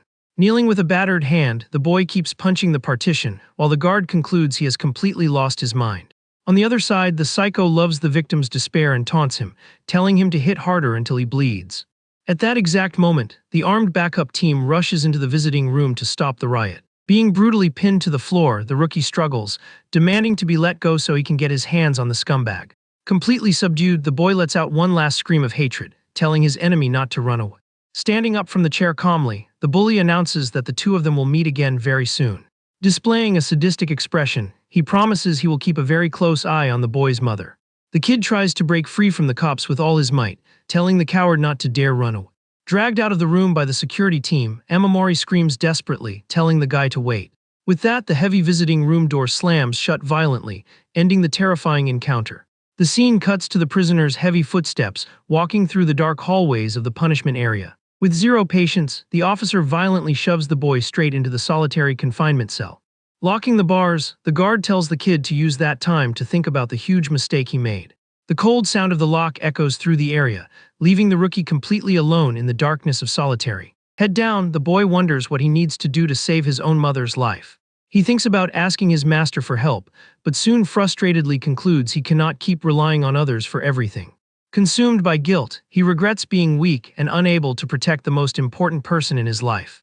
Overcome by hatred and frustration, the kid punches the concrete wall hard, cursing his own helplessness. Far from there, a mysterious figure waits leaning against the wall of the dimly lit prison hall. Hearing the punches, Boss Kureha calmly states that no one in the world would suffer if throwing tantrums solved problems. Recognizing the voice right away, the kid with glasses approaches the bars, asking what Kureha is doing there. The South Wing leader says he heard about Kanemoto's brother's visit, but was surprised by the rookie's imprisonment. Displaying a lot of curiosity, the man presses his face against the bars, demanding to know what kind of fun he missed. Completely disheartened by the situation, the boy gulps hard and just remains silent in the darks. Breaking the tense mood, the kid asks if the boss came to mock him, but Kureha assures him that is not it at all. Maintaining a very serious stance, the South District leader directly proposes an alliance between the two of them. Completely surprised by the sudden offer, Amamori claims he has no use for someone so powerful. Kureha quickly points out that the boy is terrified of being taken out by Kanemoto and never seeing his mother again.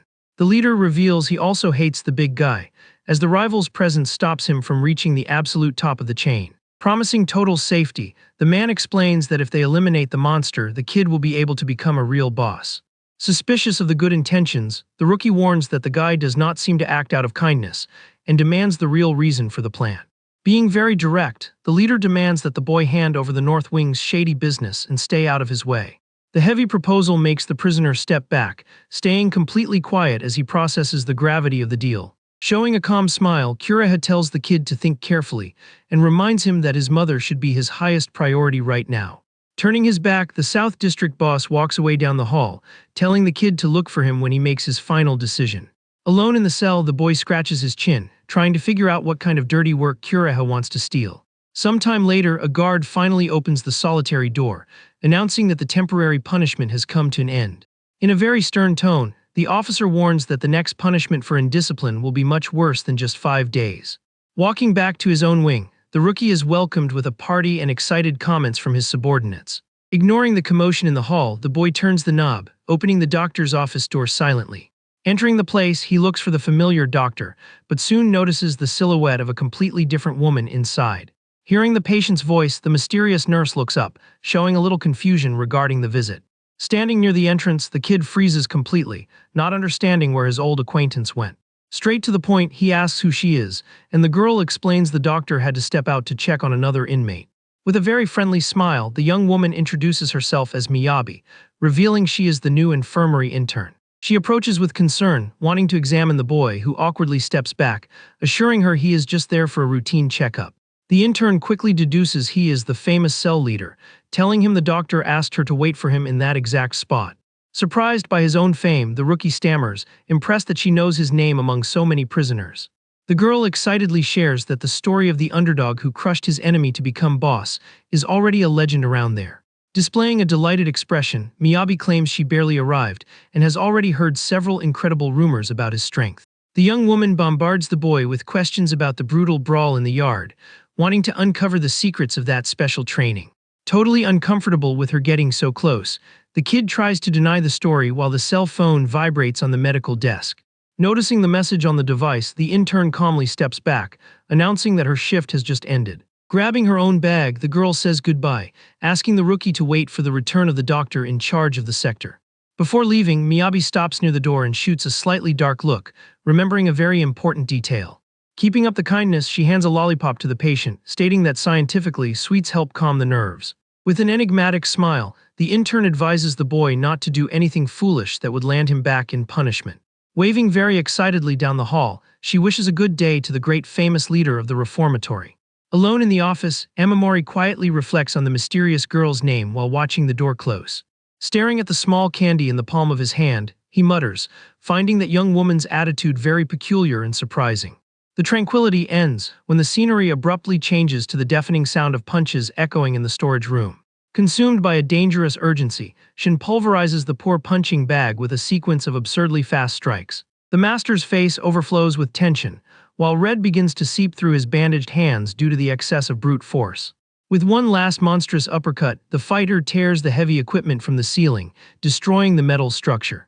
Arriving at the scene, the rookie goes into a complete state of shock upon catching his trainer acting in such an irrational and aggressive manner. The master tells the boy to stop immediately upon noticing that his hands are bleeding heavily. Ignoring the warning, Amamori keeps punching the equipment and guarantees he is totally fine. Focused on his fury, the kid demands stricter training to be able to defeat Kanemoto as quickly as possible. Shin warns that the enemy is the second strongest in there and that the previous victory was pure luck, but the student insists he will be fine with the intense training. Landing a very heavy blow, the rookie tries to convince himself that he can definitely take down the big guy. Totally frustrated, he laments that even after becoming the cell leader, he still cannot protect the ones he loves and needs more strength. Seething with hatred, the kid swears he is going to crush every single one of those scumbags without any mercy. Suddenly, the trainer's firm hand violently grabs the boy's bandaged wrist. Maintaining a serious posture, Shin demands that the student calm down a bit and stop that fit of rage. Being interrupted, Amamori turns his head, confused, asking what his master is trying to do. Consumed by blind anger, the rookie pulls his arm hard, breaking free from the trainer's grip. The dark-haired young man loses his patience and asks if the boy cannot hear what he is saying. Showing a dark look, the fighter threatens to show no mercy if the kid keeps getting in the way. Giving him no time to react, Shin steps in, firing a straight punch at his own student. The imminent impact leaves Amamori completely shocked and unresponsive to his master's sudden attack. The heavy blow lands flush, violently throwing the boy through the air. Showing no let-up, the master advances and grabs the student's shirt with extreme brutality. Pulling the kid close, Shin yells, demanding he put an end to that madness at once. But the boy is totally blinded by rage and tells the trainer to shut up. In an act of pure rebellion, Amamori lands a violent headbutt straight to his master's face. Taking advantage of the surprise, the rookie follows up with a punch fueled by hatred against his own ally. The brawl is interrupted by the doctor, who walks in yelling, asking if they want to destroy the room. Wiping the blood from his mouth, Shin apologizes and announces he will wrap this up really quick. With absurd reflexes, the fighter fires off a devastating combo of punches, beating up the student without mercy.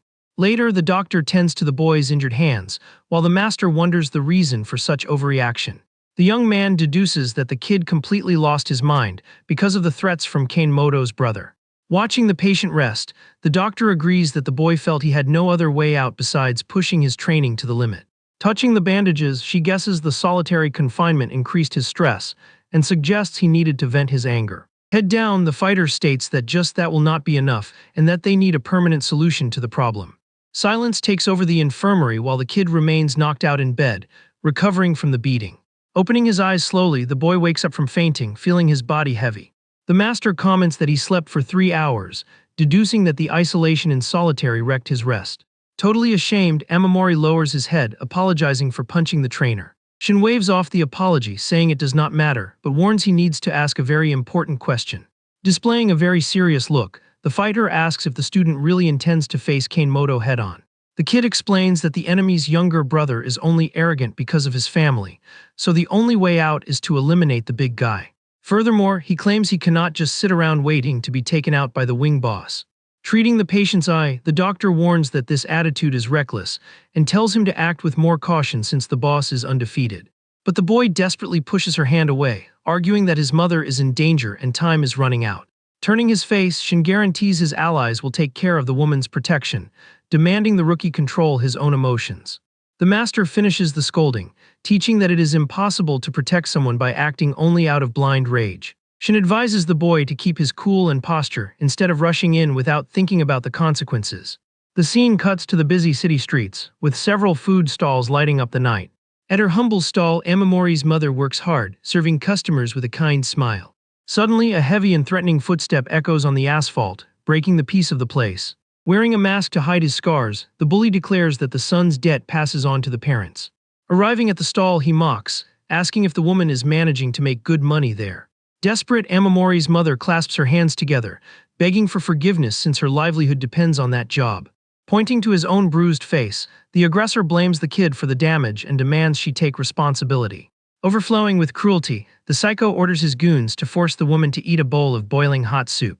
One of the thugs grabs the victim while the bully rushes the group, claiming the torture loses its fun if the food gets cold. The hot steam rises as the scalding bowl is violently shoved toward the terrified woman's face. Suddenly, a shout ordering them to stop grabs everyone's attention on the street. A group of imposing men led by a big guy wearing a headband asks what the cowards are doing. Annoyed by the interruption, the psycho scoffs, asking if the man has a problem and if he is that woman's lover. Lacking patience, the bully lands an arrogant slap on the big guy's face and starts introducing himself using his family's name. But the man does not even flinch at the hit, calling the guy a mannerless brat and threatening to rip his hands off. Panic hits the psycho hard, he backs away in a cold sweat, intimidated by the rival's monstrous stance. Taken by cowardly fury, he points his finger, ordering his goons to eliminate the meddling group immediately. Ready for the brawl, the allied faction's men stare down the aggressors with a totally lethal gaze. Commanding the attack, the headband-wearing big guy orders his allies to charge at the thugs with everything they have. In his mind, Boss Shin's absolute order echoes, demanding total protection for the boy's mother. Clenching his fist, the man swears he will teach that spoiled brat the harsh reality of society. In the blink of an eye, the psycho's goons are completely massacred and tossed onto the blood-stained asphalt. With zero mercy, the ally lands a destructive punch right in the middle of the masked aggressor's face. With the violent impact, the bully is thrown backward, crashing heavily onto the street floor. Red spatters across the asphalt while the psycho is left lying there, feeling the crushing pain of the blow. To humiliate him even further, the big guy stomps hard on the defeated man's head, keeping him pinned to the ground. Glaring at the trash at his feet, the man dryly asks if the coward still wants to keep getting beat up. He warns that this beating is just an initial warning for the kid to learn how to behave properly. Crushing the psycho against the asphalt, the big guy swears he will rip his hands off the next time they mess around. Turning their backs on the fallen trash, the group leaves, telling the cowards to never show up around there. Greatly relieved, Amamori's mother thanks them from the bottom of her heart, while the leader tells her to call if anything happens. Fallen on the street, the bully darkens his gaze and swears he will ruin every single one of those scumbags who humiliated him. Peace reigns again on the lit street as the faction walks away, disappearing into the middle of the night. Walking through the city streets, the young Shin goes on his way in a heavy, rainy atmosphere. Suddenly, a hulking thug bumps very hard into the boy's shoulder. Annoyed by the hit, the young man yells, demanding the guy watch where he is walking. The aggressor turns his body, confused, and warns that this place is not a playground for brats. Overcome with anger, the young man's eyes darken, showing that his patience has run out. Seething with hatred, Shin shouts menacingly, telling the guy not to call him a brat. The scenery cuts to the inside of a luxury nightclub with bright lights and a lot of excitement. On stage, the DJ controls the music while the crowd has fun on the dance floor. Walking through the hall, the waitresses circulate, delivering drinks to the customers. One of the employees stops in front of a luxurious door, asking for permission to enter. Holding the tray, she politely announces she brought the requested drinks. Entering the VIP room, the woman places the bottles on the table for a dangerous group. At that moment, a goon forcibly grabs a girl, telling her to stop playing innocent. Out of patience for the rejection, the thug slams his glass onto the table with immense force. The impact is so violent that the glass shatters into dozens of pieces on the floor. Grabbing the young woman's hair, the thug asks if she wants a fight and uses the Kuriyama group's name to intimidate her. Immediately, a firm hand grabs the cowardly aggressor's shoulder with a lot of force. With an intimidating posture, a silver-haired man warns him not to lay a hand on a woman. Without waiting for an answer, he lands a monstrous punch, throwing the thug far away. The other goons stand up in shock, realizing who just walked into the room. Recognizing the faction's vice president, they hear that it is very bad manners to ruin other people's party. Completely terrified, the aggressor drops to his knees, begging for forgiveness and swearing not to repeat the mistake. Maintaining a cold tone, the man asks if the trash knows what he hates most in the world. Walking calmly around the room, he lists guys who hit women and those who use the faction as a shield. Emanating a dangerous aura, the leader points out that the coward managed to commit both mistakes at the same time. Panic hits the thug hard as he sees a sharp blade getting closer to his face. A scream of agony tears through the room while red splatters violently through the air. Fallen on the floor, the goon cries in pain, holding his own ruined face. Next, the vice president shifts his gaze, calling the frightened waitress's attention. Placing a wad of cash on the table, he offers the amount as an apology for the mess. Showing off his kindness, the leader claims the Kuriyama group always does things the right way. Very relieved, the woman bows, thanking him from the bottom of her heart for the life-saving help. Walking toward the exit, the silver-haired man orders them to sell the goon on the black market. He decrees that the trash will have to pay the financial compensation using his own body. On the floor of the luxury room, a puddle of red marks the end of that brutal punishment. Relaxing on the couch, the leader tells all his allies to go back to enjoying the party. Raising his glass, he announces that the next round of drinks will be completely on him. But the celebration is interrupted when a goon opens the door, asking for permission to speak. The vice president turns his head immediately, listening to the message whispered by the owl. Displaying seriousness, he hears that someone ended up defeating one of their subordinates out on the street. The goon suggests checking out the situation since it is something rare, but the leader rejects the idea on the spot. Finding the case very interesting, the silver-haired man decides to go solve the problem personally. The scene cuts to a dark city alley lit only by the moonlight. Out of breath and with a battered face, the young Shin clenches his jaw, showing immense fury. Without mercy, the boy lands a cowardly kick on the thug who is already laid out on the ground. Looking at the damage, the young man stays on his feet, staring at the defeated aggressor's body. With a firm stomp, he crushes the chest of the thug fallen on the wet asphalt. Consumed by blind rage, the young man screams, demanding the coward repeat what he said before. Sinking his fist into the enemy's face, Shin furiously asks who he was calling a brat. Lacking the strength to fight back, the aggressor merely lets out a low groan, feeling the pain of the beatdown. Finding the rival's weakness amusing, the boy mocks him, calling his attitude pathetic and issues a threat. Suddenly, the sound of slow clapping cuts the silence as the vice president praises the good work. The boy turns his head in surprise, facing the approach of the silver-haired leader in the alley. Evaluating the kid, Hokuto claims he has a lot of power and potential, but acts recklessly. Without lowering his guard, Shin demands to know who the stranger is, who introduces himself as Hokuto Shindo from the Kuriyama group. Displaying an intimidating stance, the leader tells the young man to follow him without questioning. Placing a hand on the boy's shoulder, Hokuto guarantees he will make him incredibly strong.